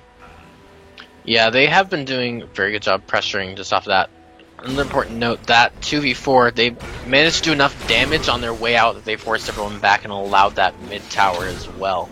So that was actually very strong for them. Just basically... Oh, top lane, the Stannis side hitting onto Heavy. No, Heavy just absolutely gone. He was getting at that, using his dunk, I think, just to put out the damage. But meanwhile, mid lane, there's even more pushing going on to LBX. And now they'll be in trouble. Yayapov is trying to put on the chase. Solidify comes down, gets a stall to Thor, gets the Zenith Blade onto Thor. But looks like Thor is going to be running out of there. Traps coming out from Caitlyn. And just seeing this, like, they're trading kills. They're trading deaths. I mean, LBX. They're trading deaths, but they're getting towers. And this is very, very much like Cloud9. I don't know if you've seen Cloud9 before, but yesterday in EPS, they had High, who was playing Kennen.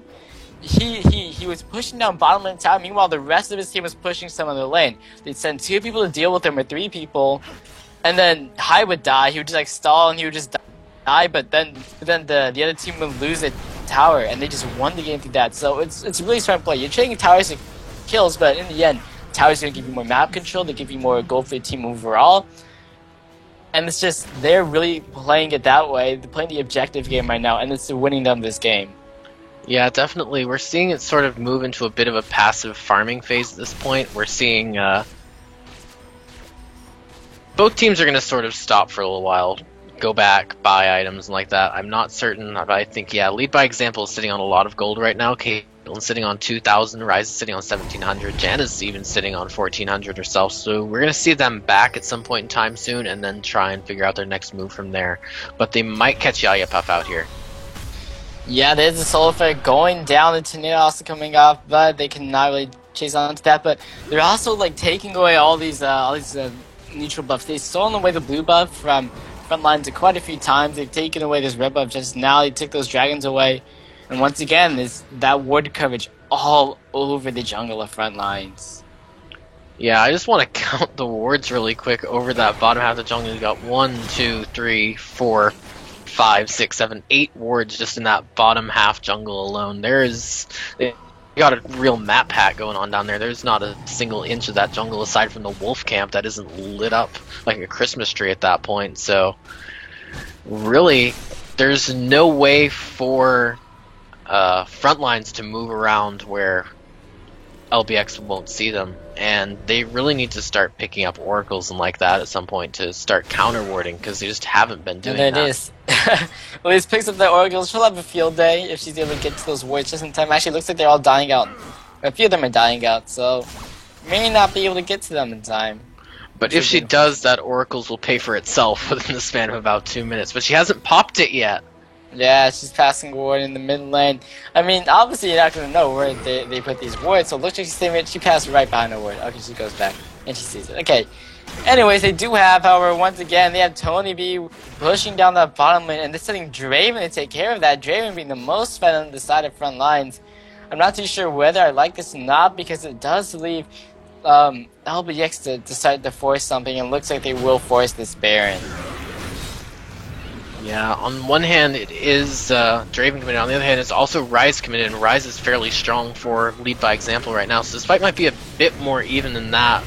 Caitlyn, however... wards. Oh man, they just like shoving wards in there, and it's really stopping Heavy from putting out too much damage into this Baron, but it is going down. It looks like Yellowbee's going to be going in with the Elastic Jet. No, you will not be able to Smite Stealer, but is able to put up a lot of damage onto the team of LBX here. Tony B getting the teleport on into your Senru, just getting blasted down. Jet Charge coming up, knocks him up. He's taking out Tech, picking up the kill. And now Thor is going to be going, and he's taking up so much Heavy. Same thing too. He gets our dunk out, shuts down Re-Rub. Yaya Puff is the only one left alive. Not going to be able to do anything. And that's a 2 for 5 ace for LBX. Flash coming in from Thor. And they're just going to be able to push down an inhibitor most likely from this. Yeah, and that was just brilliant timing on the teleport from Tony there, coming in right when they needed him, taking out Senru pretty much immediately. And again, great positioning by Tech, avoiding pretty much everything for that entire fight and just standing where he needed to. Not taking much damage. They really didn't go for him that much, however, and they need to start considering him as a bit more of a threat at this point. Yeah, he just... Oh my gosh, he just got right on top of them, just completely... Like, Senru got in... Like, Senru just got bursted on right when Tony B got in there, and now that's going to be an inhibitor down. There's also the Baron that came in there. You know, they had something like... There's a really nice attempt coming out of front line. You know, they sent Zac and they've had the shockwave come out onto him, but they just weren't able to lock down enough people. I mean, they didn't lock down enough people at the point where they could just burst down really quickly. Tony B teleporting in obviously makes him come into the fight later, and they're like, oh no, now I have to focus down on Ryze, and he just exploded Senru, and it's just not going well at all now. I mean, we saw early game advantage coming out for front lines, but, you know, LBX is playing for those objectives, and now they're starting to win out the team fights. Yeah, they've hit a 10,000 gold advantage as well, just looking at that, and just the item differential is pretty much without as somewhat we've seen every game. Tech has picked up that Last Whisper third, but Draven does not yet have that armor penetration, so he has a bit of a hard time dealing with the Darius, who has the Randuin's Omen, has the Sunfire Cape, has a bit of problems dealing with the Nautilus, who has the Warden's Mail, has a bit of problems even dealing with the Ryze that has the Frozen Heart at this point. So it's hard for him to actually take down targets, even though he has so much raw attack damage. He doesn't have the penetration to back it up, as we see Command Shockwave miss. What? Okay. Well, there's a Command Shockwave. I don't think, like... Oh, actually, top lane, Senru destroyed by Tony B. Wow. Wow. Tony B, just that split pushing guy right now. This is seriously a Cloud9 strat, except instead of the split pusher dying, it's the split pusher killing people. And now Rebuff has to run away from these guys, and just not looking good at all for front lines anymore. Yeah, at this point, it's going to be hard for them to defend anything. We see Thor's going to take that bottom tower. It looks like they're going to be able to take this top inhibitor tower as well. Draven's still down for another 30 seconds, so I don't feel they're going to be able to defend this at all, as they do get some hate down onto Yaya Puff. Yeah, and they're just kind of putting up the damage here. Herb Jones getting blasted down solo. Tony B flashes and then picks up the kill onto Herb Jones. Now Yellow Beast has the best mounts going. Meanwhile, the top heavy was able to pick off Yaya Pup. Rewrap is going to be going down now. Or eventually, when he drops down, it will be going out.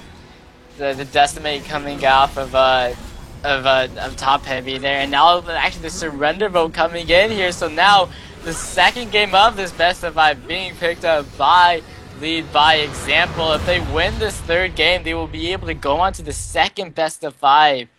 And this is looking really good for them in the finals so far. It is looking really good for them, and it is looking like it is going to continue to be a very long day. So we're going to have at least one more game, and if Lead by Example takes this one out, we'll see at least 3 more games after that. I mean, Lead by Example is looking very strong right now. You know, maybe what will happen is that Frontline's gonna be able to win the next 3 games. No. Yeah, it's gonna go. No. Maybe it's gonna go. This set goes on to 5 games, and the next set goes on to 5 games. And then we can get to cast 10 games. Wouldn't that be great? I'm so glad I took this weekend off. I know. Oh my gosh, just casting 10 games for one of the same 2 teams. That just sounds so fun. Anyways, enough of that. We will be going on to a very quick break as we get into the lobbies and whatnot. People are almost joined up, so everybody stay tuned.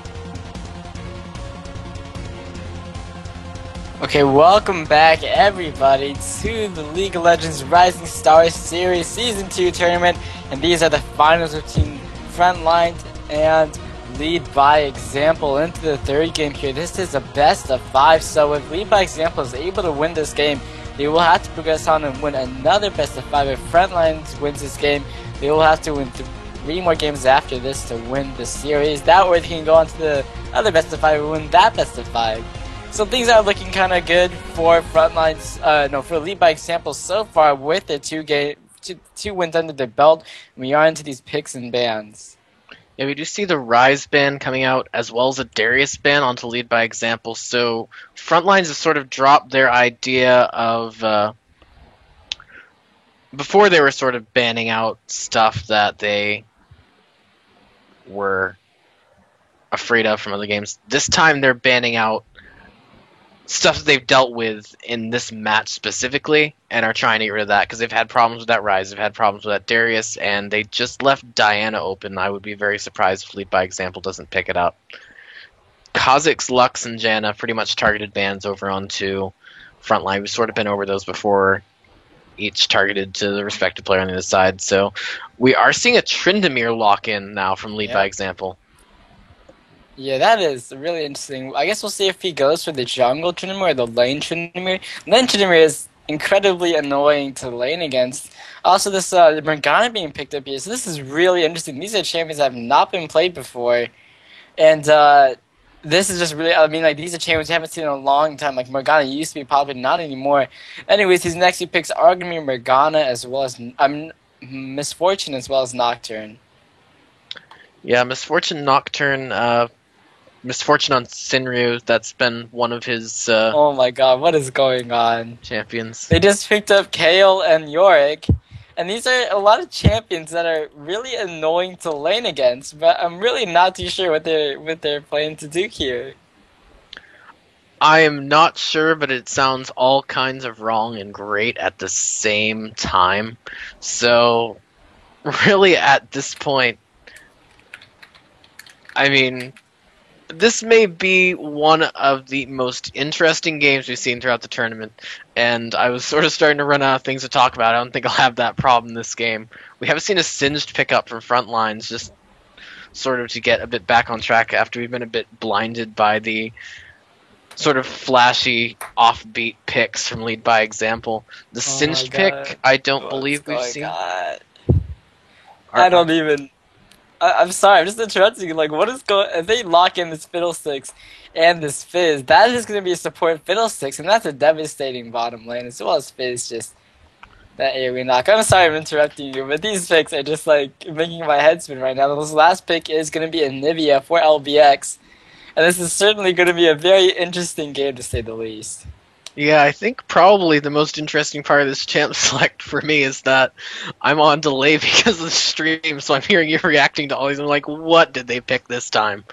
What could they possibly have grabbed that's eliciting this reaction? I have no clue what to expect from this. I feel like logic has been a bit thrown out the window. So we'll see what happens. It is going to be the Amazing 9 on apparently support Anivia, sort of. We will see the jungle Tryndamere, we will see top lane Yorick, we will see AD carry Kayle, I guess.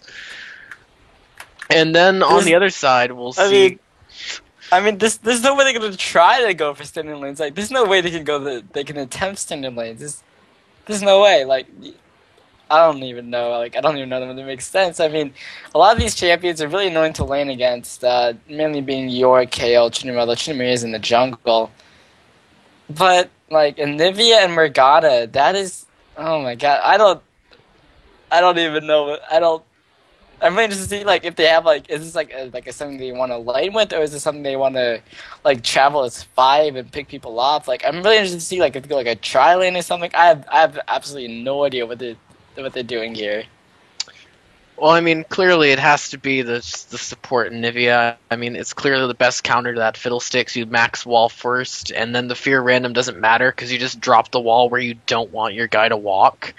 So, at the end of the day, that's clearly has to be what it is at this point. They're just trying to counter that very strong support Fiddlesticks pick that we haven't seen so far. That's about the only. That's as far as my insane troll logic has gotten with this team comp. So. It doesn't make sense, but it will probably work in hilarious fashion.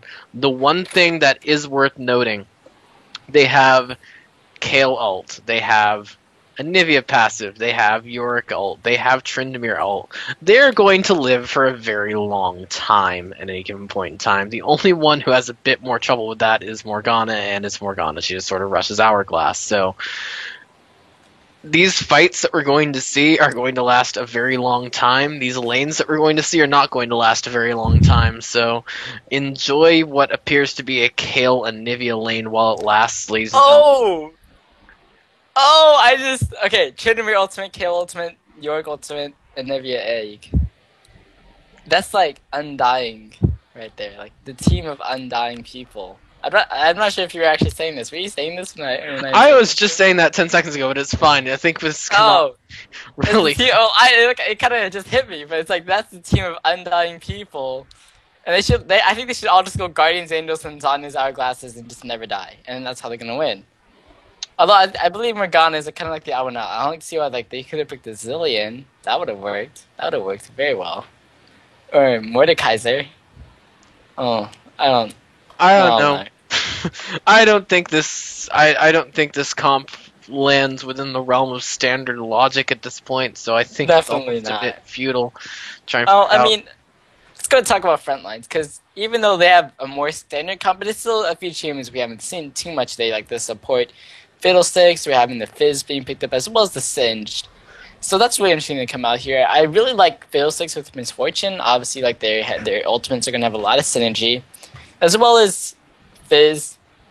Fizz is just so fun to see because you're gonna be jumping around. It can negate damage. You can throw off that shark, and it's gonna be like boom, just knock people up, and it's gonna be great. And then the Sin should just be that tanky, annoying person. But I don't know. I mean, like this, like what Frontlines is planning to do could just all go out the window with what LBX is planning to do here. But the sort of missing point here that I just noticed that I'm not sure if you have is that there either was a trade bug or Frontlines has actually swapped positions. We're seeing Sinro on that Fizz and Herf Jones on the Misfortune this game as opposed to what we definitely not a swap bug because letting it go through.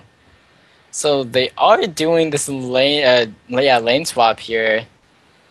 And that does leave some options open. Maybe it's like, well, we think that Herf Jones is a better Misfortune than Cinderbrew is, or maybe like Cinderbrew is really good at Fizz and Herf Jones can just play Misfortune. I don't know. Maybe it's probably something that they have thought out, because obviously we didn't go into a remake or anything after that. Yeah, I feel it's definitely that second way around. Sinro is probably a strong Fizz if it is on that line, because he did play Misfortune in a game, I believe. There's a second round match yesterday. I don't recall who that was against, but they won that game. He went 5-0-6 on Misfortune. So Misfortune, he can play Misfortune appropriately. Herf Jones, probably not. Hidden Misfortune Savant, but we could be wrong. Well, starting items are as standard as it could be, I guess, for these teams. I'm not sure where the order of my champions in the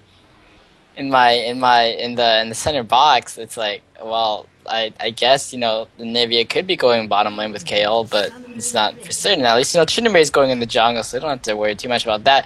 But we are seeing the definite invade coming out of LBX here. They are all piling into this brush, going through the lane. No one's going to be seeing them. And I guess we'll see how effective this happens, or how effective this is. Looks like Rewef is walking around. We'll see if he decides to put a ward out or not, but ooh. Oh, Tony B's going to be leading the charge. He's going to be walking right to Rewef. Rewef has no idea. The snare goes out. The sun is not going to hit onto him, but this should be enough to take him down. I mean, there's 5 people.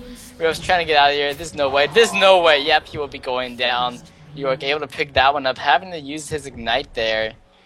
2 Ignites being used there, but I mean, it's First Blood.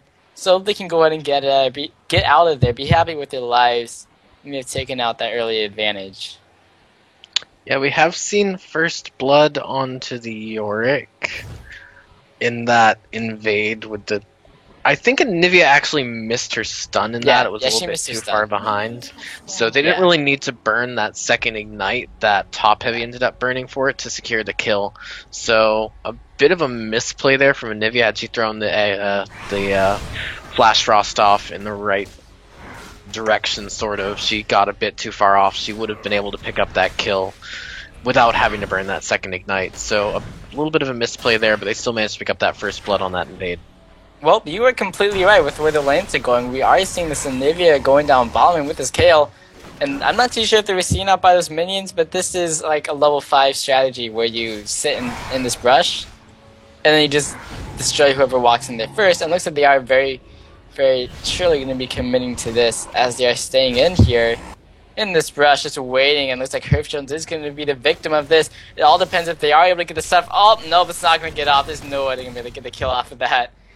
So very Yeah. unfortunate. That's the second stun throw out by the Amazing Nine. Not going to be able to get it off. And we'll be seeing how Herf Jones fares with the AD carry role. Yeah, I'm still a bit at a loss for words as how to describe what just happened. I think the best way I can describe it is level 18 or so strats. But, I mean, really at this Oh point, my, that Dark Wind. That Dark Wind just like completely took down that Kale. And this is going to be an issue here with how like low range, like Kale, until she has to E now, but she's still very, very short range. And, you know, there's double up coming up for Misfortune. Phyllis has the Dark Wind and can just poke them out. So this lane is not going to go too well, I don't think.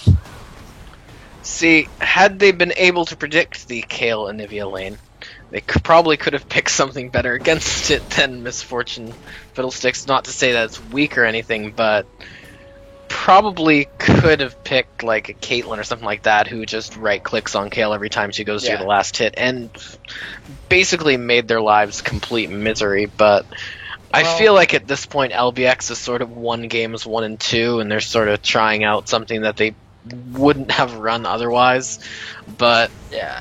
we'll see how it works out for him. I mean, there could be some crazy thought to this, some sort of insane way that this works that we just haven't seen yet to tie it all together, and I think we're going to have to wait until a bit later in the game to figure that out. I think we're going to have to wait until they hit level 6, because we've been over how their ultimates make them just stay alive or make someone else just stay alive. And I guess that's what they're really just going to go for. I'm guessing. I mean, obviously, like, these lanes are just not going to work out at all in their favor. Maybe York up top lane will work out. Maybe Morgana in the middle. But for sure, this bottom lane is going to work out. And the problem is, when they get into fights, that Fiddlesticks Misfortune is going to absolutely wreck face with the amount of AoE coming out. So I guess I really feel like we have to wait till team fight to see how this is gonna fare, because I don't see the laning phase or early game really going that well. Like, it won't be amazing. I definitely And agree. as we see this in yeah. bottom lane, just the damage. They do manage to get quite a bit of harassment down onto Amazing 9. Don't pick up the kill on him at this point. He does have Egg anyways, so I doubt they would have done so, but just already out CSing him 3-1 at the 5-minute mark is a But bit scary. they are sending 2 people down bottom lane. We're having Dory come in the front. There's a wall going off right onto Herf Jones. They're barely being used, but Tony B coming around the back. Dark Bite is going to land onto Herf Jones. They're going to be able to pick up this kill. It will be going over to Tony B. They're chasing after Yaya Puff. They let her go because they do not want to dive into that tower, but there we go. The double game coming out for those guys. Very good at team coordination, and I guess they know what they're doing here better than we do. Well, obviously they would because they picked it out. Yes, our minds are not prepared to understand their logic in this game. We will find out at some point in time. We will learn the ways of the Tryndamere Morgana. Morgana, Tryndamere, Kale, York, Anivia. Okay. I don't even know what they're. This is just so ridiculous, really. So, we're having Anivia go back, and we also have a tier of guys picked up on New York, pretty standard for him. Morgana having picked up the second kill for her team. Just has 1,600 gold to spend. I think you were saying in Champions Select how she would most likely be picking up the That one Zani's on first. Hourglass Zani's very Hourglass. early, Yeah, yes. there you go. That just gives her the ability to ult and not die for it, pretty much. Generally, Morgana, you want to be in the middle of them because you want to be able to get that ult on as many people as possible. And Zani's Hourglass, of course, very helpful in that because you go in, you ult. It doesn't interrupt the channel on the procs to hit it, as we do see a gank happen. Oh, mid lane there, the Fizz Shark is going to be the only on that. It's going to be a dead Tony B. He has 0 wards at all. But, you know, he does get a free ride back. We'll see what he decides to pick up. Yeah, I mean... Also really, for Anivia, I really like the Mana Manipulator. Sorry, but I really like the Mana Manipulator on her just to help out with Mana Regen. Okay, go on. This is clearly the ARAM strat of just wait until you die to go back at this point. And it really makes sense with this team comp. No, you go in and then you execute yourself at the tower, and it's like, hey, free trip back. Nah, executing yourself is for boring people. You have to just be a man, go in and die valiantly for the cause. But you know, because it's giving the enemy team more, like, then the enemy team is worth more. So when you kill them, you get more gold. exactly. It's the feed to win strategy. Yeah, I'm not certain we're going to see too many of the Silsoul strats in this game, but we are seeing a bit of a farm advantage being picked up for Singed in the top lane at this point, sort of speaking of Silsoul. 7 CS at this point? Yeah. Bot lane is a lot stronger, but in mid lane it's the opposite story, and that's just kind of the wave W on a creep wave, walk away, rinse, lather, repeat. It's very... I don't want to say boring, because that's not the term, but it's very... Easy. You just farm. All you do is farm with Morgana. And she's going to be picking up so much more CS, and no matter how many times she gets ganked in the middle, I think she'll be fine, because she can just farm. Yeah, I mean, she doesn't even really need to be in too much of a position where she can really get ganked that easily. I mean, you just drop W and kind of walk away. You have to be up there a little bit, but you don't have to be right in it. So it's very easy to get out like that, as we are seeing Thor now coming into the top lane to try and get something onto Reref. Yep, there's a ghost coming out though, so Reref slowly going to be ghosting away, but once again, another gank out onto this middle lane. The Shark did not hit, but the Paranoia did. Flash away from Tony V, but the Ignite is able to pick him up. So that's going to be another kill going over to the side of Senru, and he could potentially go out for a roaming now. Yeah, he is 2-0, has already picked up that Sheen, so he has quite a bit of power behind his attacks at this point, just because that works so well on Fizz with the... He gives him a lot of bursts to back up his poison as well. So at this point, things looking pretty well for front lines, but we kind of predicted this as being they won't really win this laning. I feel like if they're going to win this, they're going to win this in a team fight, and I feel like if they're going to win this in a team fight, that's going to be a while down the road. So I believe what Lead by Example is going to have to be looking to do is just survive as long as possible. Yeah, definitely. And, you know, sort of be effective. And oh yeah, that Anivia Ice Wall trapping a door. Okay, so... Oh wow, actually Tony wasn't even able to get that blue buff there. Well, that's unfortunate. Thor, however, looks like is coming down on bottom lane. Will be passing through a ward. Nerf Jones knows to go back. And... Oh man, I'm just... How do you imagine team fights coming off here? Like, will it be an engage coming off from LBX or the engage by front lines? How do I imagine team fights coming off here? With great difficulty. That's about the only way I can say is we are... Thor is in trouble. Trying to steal these golems. Gonna use the Spring Slash into a wall. He's gonna be meeting up with Tony B, throwing off that snare there to stop the pursuit. So looks like Tony B Thor getting out of there. Pretty low health, but I don't know. He's Trinidad. He just walks out. Yeah, he did burn Undying Rage in that as well. So he burned both his Ghost and his ultimate for that escape out of that jungle. So that's gotta hurt him for a little while as well. We're just still seeing farming in top lane, which is very odd to see, considering how aggressive top heavy's been through most of this tournament. This has to be very odd for him. But now we're seeing a bit of aggression come out from the Sins. Yeah, he popped the Insanity Potion, trying to chase out the top heavy right here. I mean, of course, that the potion just increases had so much in top heavy. He's for sure gonna go down here. But I'm surprised he didn't even use his ultimate on himself to try to go turn around. Like, he still had Ignite up, but he just tried to flash away. So it does look like Thor is not going to be able to get up there. He was going through a ward. Yeah, it also was a little bit of a misplay by Top Heavy there because he flashed away while he had the Singe Poison on him. At that point, it was inevitable he was going to die. It was sort of a panic flash, and he basically just wasted his flash there. Yeah, once again, I'm really like surprised he didn't try to turn it around with his ultimate.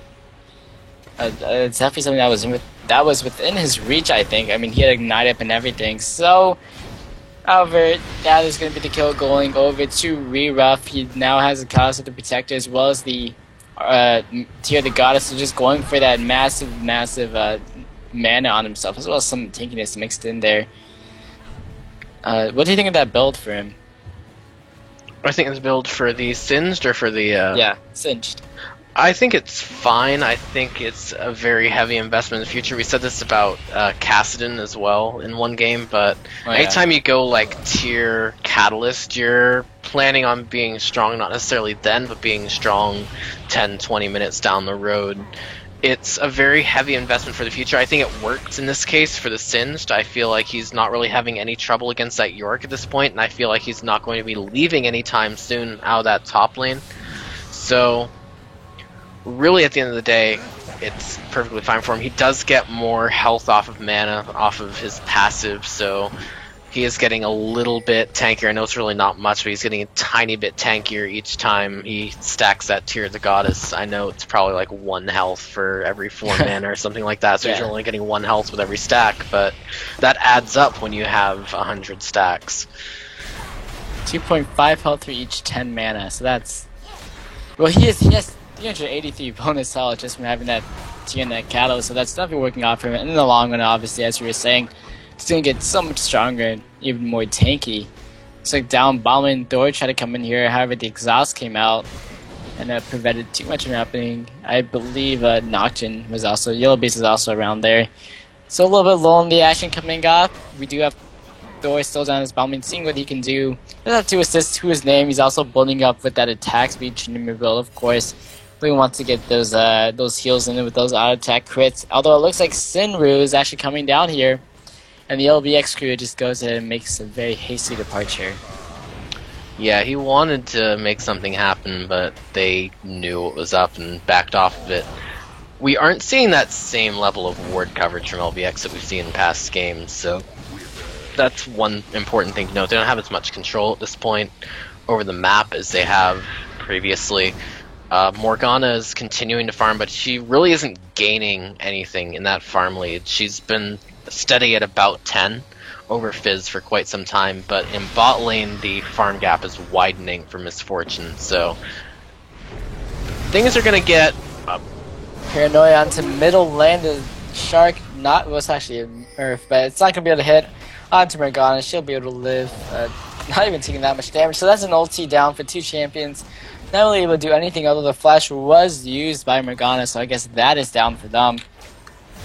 Yeah, but pretty much looks like Trinity is around on just doing waste. No, actually Morgana turns this one around into Fizz, lands a Dark Binding, keeping him inside the pool and puts down the ultimate, picking that one up. Great turnaround from her. Yeah, he blew his Playful Trickster too early, and she just landed the snare right after, knew that he wasn't able to jump away from the the Soul Shackles off. Soul Shackles, yes. The ultimate off of him, and just was able to pick up the kill fairly easily. And that's going to be a dragon for lead by example, and that's going to sort of shore them up and actually put them into a little bit of a lead. Yeah, that is going to be them picking up about a 400 gold lead.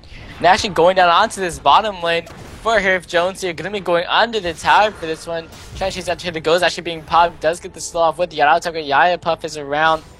You know, can throw off her own abilities. Also looks like Yellow Beast is coming in here to see what he can do. Wall coming off though.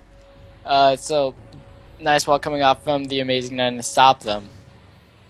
Yeah, I believe he's actually maxing that because that's a very large wall for a very sort of low level in Nivea at this point. So he has been maxing that first. I find that all kinds of hilarious in its own way, but does that scale with like the size scales with it when it levels? It does. At level 1, it's this short little stub of a wall, and it turns into that big grand wall that you see in actual fights, as they are going on to Kale at this point a little bit. Well, I learn something new every day. I did not know that at all. And that's actually kind of bad because I've been playing League for like the past 2 years. So it looks like Reref up at top lane going past the minion wave. Looks like Thora as well as Javi are up here. They're going to be putting out the slow. Reref going to be popping Insanity Potion. Just runs out of there. I mean, he's Cinch. He doesn't care. He just runs out. He's tanky enough and fast enough. Yeah, unfortunately for Tryndamere, Singe does not care about his chickens quite enough. So, really, Morgana gonna get ulted by Fizz and walk away. Singe gonna roam towards mid, and something hilarious is about to happen, I'm fairly certain.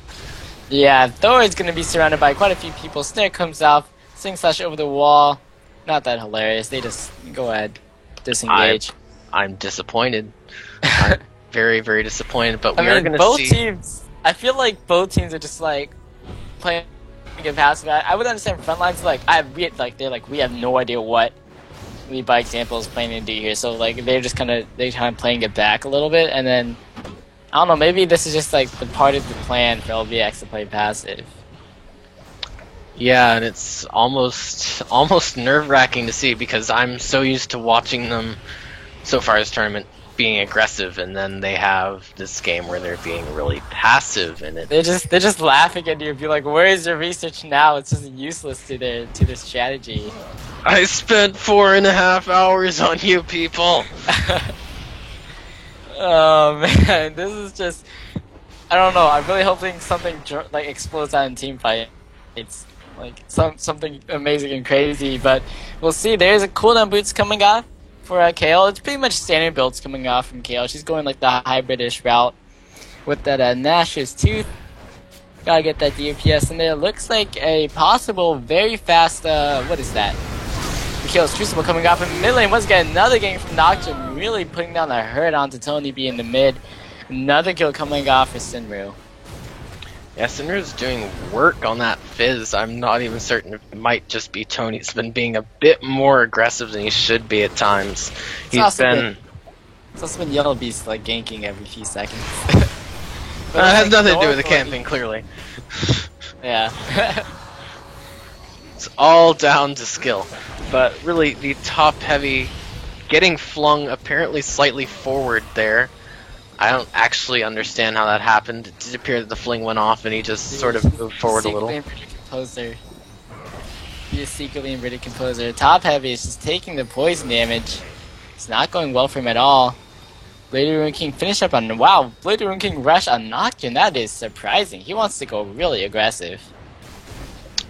He does want to go really aggressive. I'm not entirely certain that pays off for them. He wants to go really aggressive onto a team that has a Tryndamere, has a Kale, has a Nivea, has a Yorick. I mean, if an actual fight breaks out, he goes really aggressive, blows something up, and then it's still alive afterwards, and that's... Two people going up top lane for Reref, ignites down Thor, spinning slash, picks up the kill. Reref a little bit too low of health, and a little bit too far out for that. Although it does look like people are poisoning up around this dragon area. It is going to be... Oh, hold on, wait, actually flashing the ultimate, not going to be hitting onto anybody that fizzles into, however it does hit. I think we're going on to Toby here. He's certainly going down. Ultimate comes out from Yaya Puff. He's going to get walled out. That is a massive wall. Oh my gosh. Well, he did get the flash ultimate down. Unfortunately, got a flash ultimate down onto a Fizz that had his E up to just jump away. So, wasn't able to actually do anything there, and then they turned around and just kind of killed him. So, really unfortunate there. A bit too... a bit optimistic there going for that. I feel that was a bit... Yeah, there wasn't really much hope for anything there, I think. But at least they tried. Yeah, at least they tried. So, Bloodthirster now for Misfortune. She probably has a little bit more gold to spend, 1200 to be exact. Also, we have Fizz. Finish up that Lich Bane. Good and be able to do a nice chunk of damage to the enemies now. And, wow, look at the CS. 165 on Misfortune and 109 on Kale. Yeah. I know your mind was having a hard time saying it don't want to believe, but you have to believe in this game at this point. This game is just what's going on. It also looks like Misfortune going for possibly an early Last Whisperer, potentially. We can't be too sure. That wouldn't surprise me, but I'm not certain it's that. She should just go for that one build where people like when Black Cleaver came out, like the new Black Cleaver, and everyone built Black Cleaver on Misfortune because like it procs the Black Cleaver thingies. It just does massive damage, but I guess kind of got unpopular. So, anyways, they are seeing lots of people around this dragon area. And it looks like they might be sandwiching people in, or maybe just see people getting caught off as the wall comes out, but Nashville does not care for the walls. It goes straight onto the Amazing Knight. There's an intervention coming up. There's Anivia. She's going to be getting into the A form. Can't throw get in time here to help her out. Nope, Herb Jones picks up the kill onto the Amazing Knight, but now they're taking this one around. Thor going in with his ultimate, taking down Yellow Beast.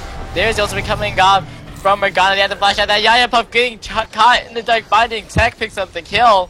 That's going to be a 1-for-2 trade there. And there's a Bolton coming across to clear out those minions. And it looks like LBX might just stick around a little bit. And BDC Tech going back. Yeah, they did manage to get 2 for 1 there. So a very good trade for them, and it's sort of making sense, some of what they're doing now. They did get a lot of stuff out there that just got eaten up by Kale's ultimate. We saw Fizz's ultimate go down, didn't do a thing because Kale's ultimate was dropped immediately. It took a lot of stuff to kill Amazing 9 on Anivia, so... And, I mean, after that, they had nothing left to fight once Thor and Tech showed up to... Thor and Tony showed up to help fight that, so, I mean... It's going to be hard for them to kill anything past a certain point, and I think that's probably where this composition is kind of designed, around the idea of just never dying, and around the idea of fighting like that, getting as much stuff baited out as possible, taking care of it through making sure the person doesn't die, and then re-engaging afterwards and winning the fight. Mid lane junglers hovering around. These junglers have just been so active in the mid lane, mainly Yellow Beast. He's been ganking just non-stop and ton of B. And you know why now? You really want to get that Cinderu on Fizz going, and looks like Thor getting dropped. Meanwhile, down bottom lane, wall being dropped. Amazing Nun has the kill to Ananta. Her and Carol able to shred down Misfortune just a bit, but Misfortune does have that Bloodthirster to heal up. We also see Kill going for the Nuclear Gerard. So what do you think she's trying to build out of that? AP. Well, okay. I Thank don't. you for your detailed answer. You're welcome. I didn't research bot lane Kale builds. Well, okay. So I guess the two main options would be okay. Her two main options would be going either Radman Zedka for straight AP, or going for that Xana's Hourglass, which would kind of fit into her team. Also, we're seeing Xana's Hourglass going to be coming soon to theaters on Morgana here. Has the two components for Xana's Hourglass. Have a top lane for Noe coming in here onto top heavy. He has popped his ultimate, trying to do the damage. It's actually going to be flashing away. He will be taken out. Going to get the revive, but there's no one really low for him to get on top of. Actually, potentially Yellow Base. Wow, the Mirror Mana practicing lots of damage as well as the Spirit. The Yellow Lizard, you might be able to pick up the kill, but the Spirit coming off and no. So I think if you can't commit to that at the beginning and instead of trying to run away, you probably would have been able to trade a 1-for-1 up there. But anyways, this Dragon is going to be coming down. Bullet time knocking me to steal. Now they're going to be going on to Sinru. They're going to be chasing after, and Yaya Puff is here. There's the shield going off and the snare going down. Harry Jones getting picked up. Now they're still chasing after Sinru here. He is super low. He is for sure going to be going down. Thor picking up that kill. Intervention went on top of him to make sure he doesn't die. But no, he still goes down to the dot damage. And that's going to be 2-for-2 overall. Oh, that was really unfortunate. I thought he was going to live, and then he comes out of the Kale ult, and the last tick gets him. That was really afraid to see. But just kind of going back from that, breaking the action to the note on the Neasley Large Rod, I feel like Zhonya's Hourglass is probably the likely option. So naturally, with this team comp, I'm going to choose to believe that she's going for a Deathfire Grasp. Okay, but she's going back. And she's actually picking the blasting one, so both of us are wrong. She's going for that Rabbids Death Cap, I'm gonna assume at least. Going for that heavy damage. However, to be sure, we'll see Morgana going with that Seeker's Arm Guard. I mean, at least I hope she is. I don't know what she'd do with that Seeker's Arm Guard. She wasn't going for Zanya's. Okay, so anyways, Nicole's going up 8-8. It's extremely even. There's about 3,000 difference in goalie. That would be because Towers and Dragons. Which, of course, LBX still staying true to the fact that they love going for those objectives. They just haven't really gotten the early game down. Yeah, well, I'm not entirely certain this composition is really doing him any favors on the early game in this case.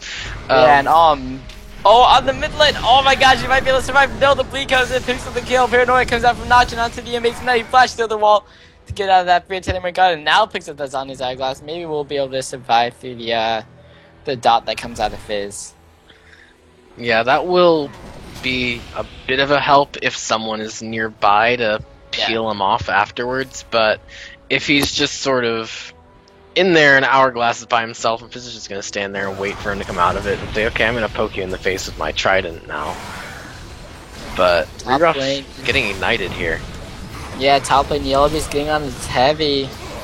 And Heavy's gonna be going down. Yellow Beast has just been so active. 2-1-5. He's been doing work. Yeah, on the other hand, Thoron Tryndamere also been fairly active, 3-1-4, so we might see a targeted Tryndamere band in the future. I guess.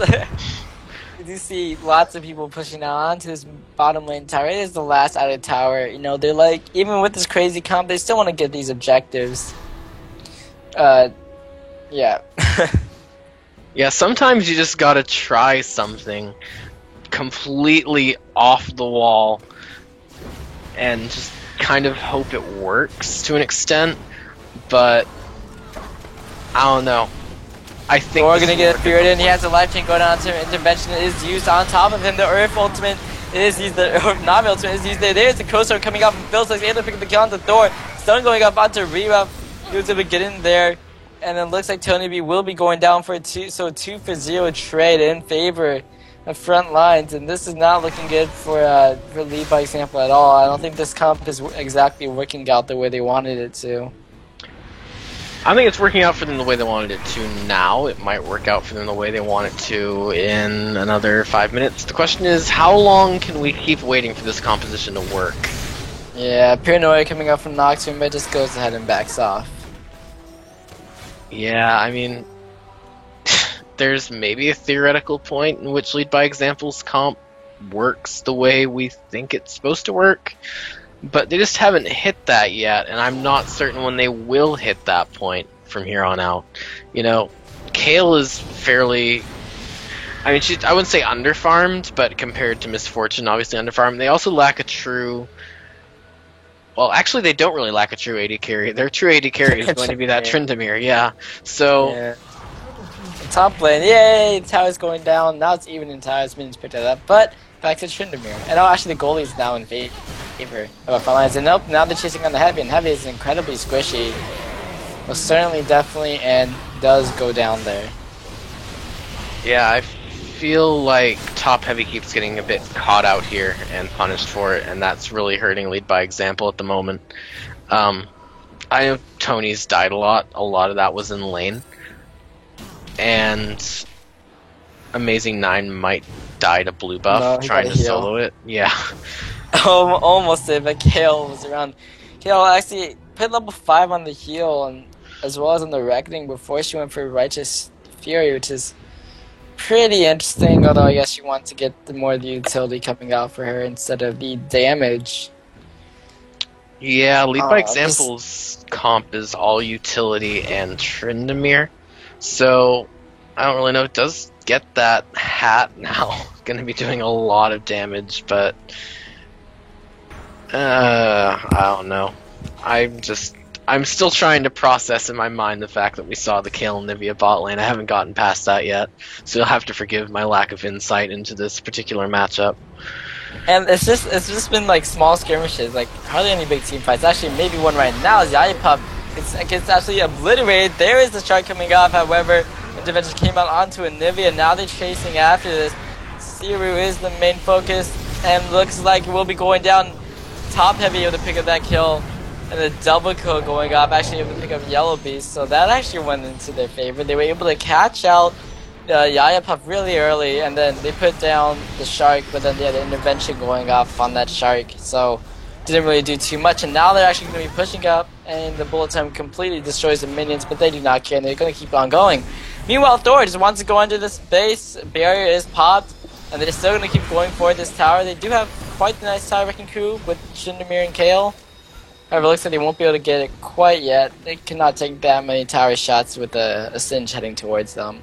Yeah, Singe had been split pushing up in the top lane before that fight happened, but only managed to get about 400 damage down onto that turret, so it wasn't really worth it, that split push, because they lost that mid tower, and I believe they actually got a bit of damage onto that mid inhibitor turret. Did manage to take that down to about 900 health, so they should be able to force that fairly easily if they get another good pick like that, where they manage to just blow up Yaya Puff, essentially. Yeah, and now the gold lead has gotten back to the favor of lead by example, so they have brought that back up for themselves. Also, Top Heavy getting a double kill here. He got the reset for his gold, and now he's dead. So now they just got a lot more gold from him. He's just been playing really overextended a lot this game. They have to be careful, especially with Paranoia. No, they might turn this into a Baron, which I had not even noticed. It's been 32 minutes into this game. This game was felt much shorter for whatever reason. But they are starting up on this Baron, and this could be... I'm not even sure what way this team fight will go. Then goes with the wall. Let's see if they can go in for the steal. They will not be able to. Nocturne's able to get that. However, Doors in the middle of everybody able to pick up Yaya Puff. There goes the ultimate from Morgana, able to stun off quite a few people. Sinru was able to pick up Thor. Tech is trying to get out of here because Tony went down. Now Rebuff is chasing after Tech. Tech is surely going to be going down here as they keep on chasing onto him, and he goes down. The Amazing Nine now trying to fly out of here on Nivea, and that wall is absolutely massive and stops him from getting there. But that is the Baron. They're able to pick up 3 kills on it, too. Yeah, I feel like Herf Jones, however, in that fight didn't really do too much. He seemed like he spent quite a bit of time just kind of wandering back and forth, not really hitting anything. So I feel like Frontlines played that very well, but Frontlines could have played that better and possibly gotten even more than just that one turret and Baron that they got off of it. Yeah, so we do see Mikhail's Crucible on that Nivea. For the rest of the rounds, looks like Void Staff's coming off from Kale and Morgana, potentially. Do you see Tremere, of course, building the AD carry build. Tankiness coming out of this Yorick. And it's just... man, it's... Famdam to now finish on this Misfortune. Has the last Whisper, too, now building into an Infinity Edge. And it's just... like, the team fight that comes off of, team fight that's been coming off of Frontline is just much stronger than what's been coming off of LBX. And I feel like Frontlines are playing this game better. Like, obviously have, like, a more standing role. Like, they're able to pick up Baron. Like, they're kind of knowing when to take these objectives. Like, I feel like when LBX went for that mid inhibitor, like, they kind of, like, overextended, and they weren't able to get back on time. And then Frontlines took the advantage and went for Baron. Yeah, I mean, I don't know. The way LBX has been LBX has been playing this game is completely different from the way LBX has played every game up to this point. So it's kind of hard to determine exactly what they're trying to do. On one hand, Team Rage is okay. I'm sorry. Go on. Yeah, on the one hand, they are kind of losing control over the map. We aren't seeing that same ward coverage you've seen from them. On the other hand, they aren't really falling too far behind. They're even in towers. I mean, obviously, Frontlines picked up that Baron, which is kind of throwing a bit of a wrench in their plans at the moment, but they're really only behind by 1,000 gold, which isn't that much at this point. So, really, I mean, it kind of looks at times like Frontline's a lot stronger, but they're just really not at this point. Yeah, and this Paranoia going off out on top heavy. Once again, they just like diving right on top of him. Although the intervention is coming on him, Cinder is going to be caught up there and will be taken out because that rebuff getting in, but no one really pays too much attention to him. He's cinched. But that was a nice catch job. They got the intervention down. This is they're actually going up onto Reroute. They're doing quite a bit of damage to him as they chase after him. 4 members of LBX taking him down. Looks like Reroute will be going down. Tony picking up that kill. And Bulletin came out but wasn't quite able to pick up Thor because Thor had his ultimate going and he's going to be able to live with barely any health. So 2 pickups coming off for LBX. That was very well done by them. They also have quite a few of their lanes pushing mid. Of course, is pushing top, is sort of pushing. Looks like Trinity is heading down to bottom lane. But York is now able to pick up more Mike's armor. Going to be even harder to kill that way. And that's kind of the baiting strategy that's coming out of these guys. I mean, they're able to get so much defensive stuff. Like Morgana puts black shields on the people and it just stops like CC from happening to them. And then, there's KO interventions and things like that. So I guess that's where it's coming to. Like they're really baiting, like especially people like Fizz who want to dive in or Nocturne. You can just like kind of bait them out because they really want to. Like they close the gap and they dive into you, and then you can just turn around and destroy them. Yeah, that's been the danger at this point for front lines is they've been diving so hard onto Yorick that the sort of tipping point for this game was kind of going to be around the point where Yorick starts living through it. And he did that time, and LBX turned it around for 2 kills, and they might catch Herf Jones out here. Oh, jeez. Thor just wrecking it. Sitting Slash picking up that kill. And, yeah, the thing is, like, even if you kill York, he's going to be coming back. Like, he'll still be, like, obviously he'll get the kill, and then he'll only live for, like, 20, 30, I'm not even sure how long his ultimate is, but for an extended period of time after that, but so, like, he's still... And, oh, it's only 10 seconds. Okay, well, I was completely wrong. However, they are pushing on to Yaya Puff, caught in this, in that body, getting completely obliterated. Yaya Puff is just so squishy right now, and hasn't really been able to get too much going on. Now they're actually pushing down to this bot side. The damage on the throw is huge coming off from Siru, though. And now with the flash and tech going for Yellow Beast, they might want to turn around for Siru, though. And there is the intervention. They're able to pick up the tower. Siru almost going down, sending for Yellow Beast, sending for tech, though. And it looks like they'll just come on and keep on pushing. Meanwhile, up top lane, Reroute is trying to push it down, but there's nobody going to be as fast as the pushes from Tryndamere and Gale and the rest of the LBX team. Here comes Reroute with those home guard boots, going to get immediately slowed down there, putting Thor over the shoulder. Cinder goes in and picks up the kill onto Thor really quickly. Paranoia is popped here. The egg is down, and it's going to be going down very soon. Cinder did go down to Tony. This is an incredibly messy team fight. The Amazing 9 did fall after that egg, and looks like Tony B will just be able to walk out of there, but once again we see Reroute going with that teleport right back up the top and to push it. Yeah, and he might actually be able to pick something up off of this, but I didn't notice something in that fight when you noted that Yaya Pup is very squishy right now. One thing that we haven't seen making any difference in this fight, because we haven't seen it yet, we have not seen the Crow Storm coming off of that Fiddlesticks yet. Yeah. Not even once. So, I mean, if they manage to get that down in combination with a bullet time, I don't think there's any amount of intervention, any amount of Undying Rage, any amount of anything that's going to really stop that combo from just absolutely shredding through Lead by Example's team. Yeah, the thing is, like, how it's been going on, like, how these team fights have been going, it's like Yellow Beast and Cinder, like, are usually the ones that are just, like, diving in. And they do a lot of damage, but there's no one there, like, to back them up. Like, you have to get into a nice position where Yaya Puff can, coast storm over a wall or inside a brush to where she can actually get it off and, like, actually surprise them and go ka, then you can get, the bullet time coming off after that. But they just haven't been fighting in places where they could do that, and the way they've been initiating hasn't really been setting themselves up to be able to do that. And then, I think you said this in Champions like that, and Nivea Wall just can stop it. Yeah, at this point, Thor has just spun over a wall to start Baron.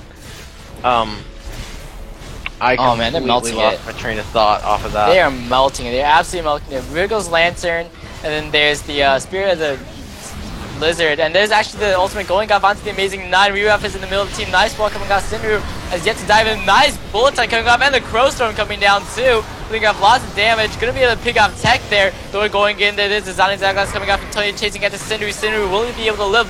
He will not be able to. Thor does have the Yorgos onto him, chasing after Yellow Beast. Now, Reroute went down to Tony. Looks like Herf Jones gonna be able to live throughout it, and actually, Tryndamere, before he went down with that ghost, was able to finish off Yellow Beast there. So, for one thing, that Trinity just survived the whole fight, even though they put everything onto him. He survived through that. He got the Endless Rage, and then Yorick Ultimate. And then that ended up being actually a beneficial fight for LBX. Yeah, and that Crowstorm did come out for the first time, at least I noticed. But it wasn't really that effective because it sort of turned around and killed the Fiddlesticks because she's so squishy at this point. So there's not really too much that Fiddlesticks can do to influence a fight aside from just drop a fear on something. And that's a very bad position for Frontline to be in, because that means that Frontline are essentially fighting a 4v5 every time they fight something like that. And then you have Yorick go, so you're fighting a 4v6. And then Tryndamere ults himself, so you're fighting a 4v6 for a longer period of time. And then you have a Nivea egg, and she comes back up again. You're still fighting 4v6, so... Yeah. And this is what they were going for. And here comes the Nocturne Paranoia out. Looks like Top Heavy is definitely going to be going down. Does have that ultimate up. Looks like chasing after Ryu. Meanwhile, Tony B trying to run away from the Yellow Beast. There's no way he's going to be able to get out of this one. I mean, come on, there's no way. If his head is going down to him, he's going to be throwing off the stand. Maybe there is a way, because Thor is going to be coming in to help him out. Sinner getting up here. And then the shutdown coming off from Yellow Beast. There's the ultimate going up onto Thor from Sindri. There's intervention a little bit late. And Yellow Beast is going to get caught by the stun, but no follow-up. Now Amazing Knight is a little bit too far ahead. Puts out the wall, though. And that's going to be the disengage, and they back off. Yeah, I've noticed something also in these fights. They seem to have been doing a fairly poor job of stacking their invulnerability on Tryndamere. He's been using his Undying Rage and Kale Ultimate at the same time. They could probably extend that period at which he's almost dead, but not quite significantly, if they were to get sort of a bit more intent with that, and instead of just stacking them on top of each other, sort of spreading them out over the period of time. I know the just entire immunity from Kale Ult is very powerful, but the ability to live that much longer is more powerful, at least in my opinion. Yeah. Well, they do have 2 inhibitors down. They're taking those 2 out. There's just top lane left, and once again, 7 times before they are ahead in those objectives, have taken and secured a few Barons. And this is like probably like the second time where they're losing in kills, but they're winning in gold and objectives, and it's not very slightly in gold, of course. But it's just they're putting it all around Thor. If Thor loses and it dies early in a team fight, which obviously is gonna be extremely, extremely, extremely rare, but in the rare occasion that he dies in a team fight, I feel like the team of LBX would just collapse because of that.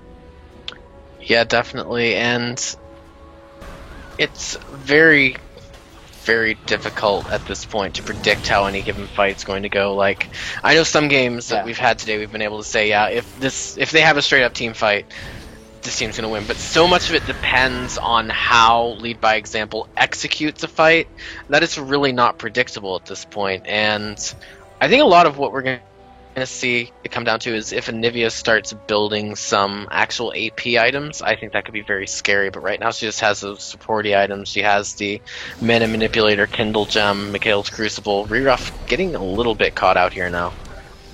Yeah, he's not really gone to that tanky syndrome. He just gets taken down by Thor. Meanwhile, though, the Amazing Knight gonna get egged as the 3 people chasing after him. Reruff Jones picks up that kill. And so they're going to be able to get that pick up there. Just Nivea has probably one of the scariest. I mean, both these supports have been, especially Yaya, just getting taken out so quickly. She's really not being able to get to that Zhonya's. She probably won't be able to get to there anytime soon, really, though. I mean, she's been sitting just waiting for Zhonya's for a while, and she's starting to build for the more support items. Just Yellow Beast going to be putting out the snare. They're chasing after Thor here, chasing after him, but it looks like Thor going to be going. The flashing get in. Cinder does pick up that kill. The Undying Rage, I think, was used a little bit too early coming off the Thor. So, 2 nice pickups coming off. But we do see Top Heavy just kind of pushing in the mid lane. Yeah, that's just what he's been doing all game. He's been sort of going where he pleases. I know, Renova coming out from tech in the mid lane, but there's no way she's going to be able to lift from that. No, maybe she will be able to lift from that because the double up did not finish her up. Nerf Jones is in trouble. Top Heavy and Tony trying to get onto her, but looks like Top Heavy is going to be cheating on Top Heavy. He's going to be going down in this fight. Going to be popping the ultimate on himself. Bullet time comes across. Sinru going to get caught inside the stun from Morgana. Gets taken out. Paranoia did come across. That's double kill coming off for Herb Jones, and they just let that And they just let top heavy finish off Yellow Beast there. So 2 for 3. I have no clue what just happened at this point.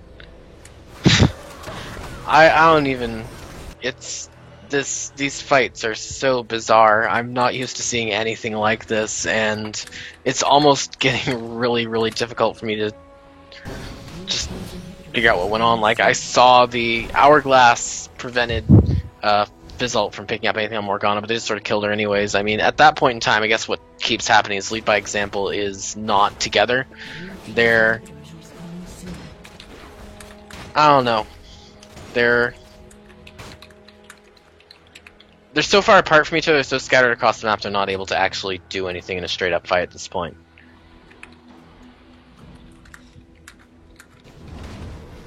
So we are seeing Kale and Anivia standing next to the Baron pit. I'm not certain if Baron's up shortly. I need to see if I can find the timer in chat really quick. It should actually be up in the next 20 seconds, so it looks like they're going to go for that now. But as I say that, Thor appears to be going back. The thing is, they could really melt on that Baron. I mean, they have 2 of, like, the jungler items. Spirit of the Elder Lizard. No, actually, never mind. No Wiggles Lantern now on Thor anymore. He decided to sell that.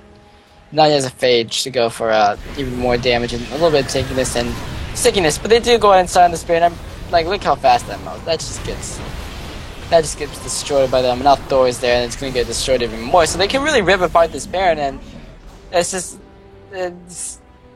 Frontline's just not expecting that, and they're not realizing this, and even though this is the second time that this has happened.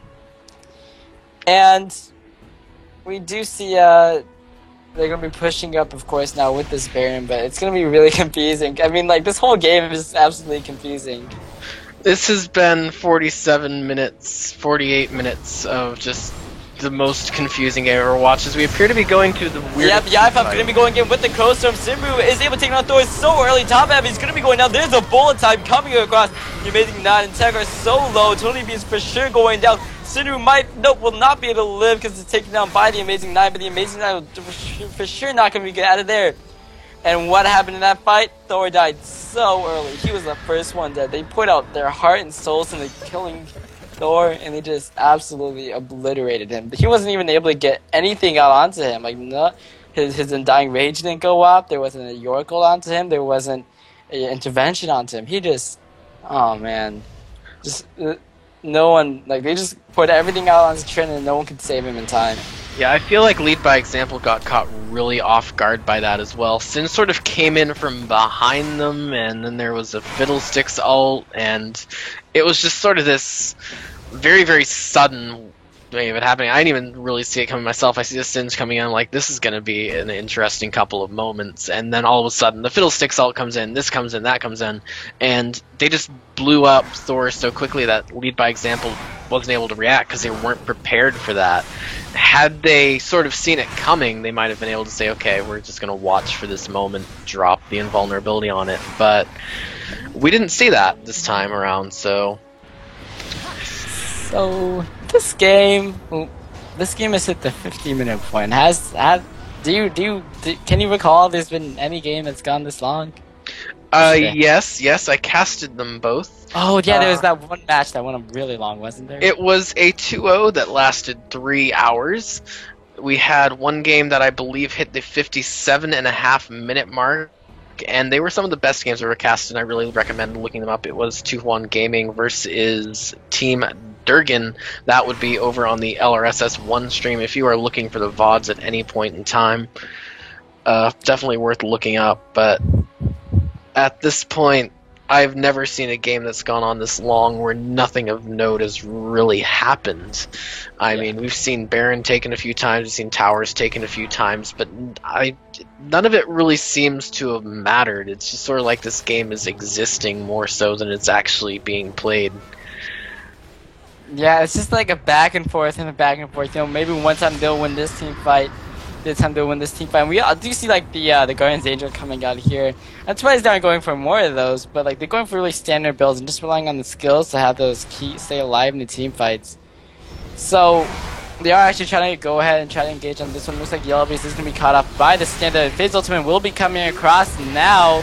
Looks like we have tried to get into a close from not going to be used to any effect at all. They're able to run away from that one. Thor going to be taking it up, but he does have the ultimates onto him now. There's the ultimate coming up, and the Bull Time going to be coming across. Yellow Beast went down. Tony B was able to take out Yaya Pup, and also got into his Sunny's Hourglass. Sinu took out Thor, but it doesn't matter because Sinu also went down himself. Double kill coming out for Tech. There's a snare going off onto Rerev. Rerev for sure going to be going down there. Egg Pops onto the Amazing 9, and Tech able to finish that one off, getting a total of 3 kills, I think, from that whole fight. But that is the ace. 5 for 2. And that time, they actually used those abilities to the full extent that they could. The Crowstorm wasn't able to hit at all, and they just had all their abilities pretty much used right there. Like the Xana's Algas went off. The I'm not even sure if I think the intervention went off. Going wasn't even popped on Tech. And people focus so much on Tryndamere, they completely forgot that Tech is now big. Like, he was big. I mean, he's Kale. Just rip people to shreds. And this is looking like game. I believe it will be game. We did see the GG's coming out. It's 20 seconds till anyone is up, and Lead by Example takes a 50-minute long, confusing but very interesting and very unique game number 3 of this best of 5. So I believe this means we go to another best of 5, at least 3 more games of action between these two. I hope you guys are just as excited as we are for that. I'm looking forward to it. If we have more in store like this, it will definitely be an unforgettable experience for y'all, but I believe we're going to be taking a bit of a break. I'm not certain if we're going to be taking a bit of a longer break to give these teams a chance to sort of cool down from this longer game, but we will be back shortly with more action.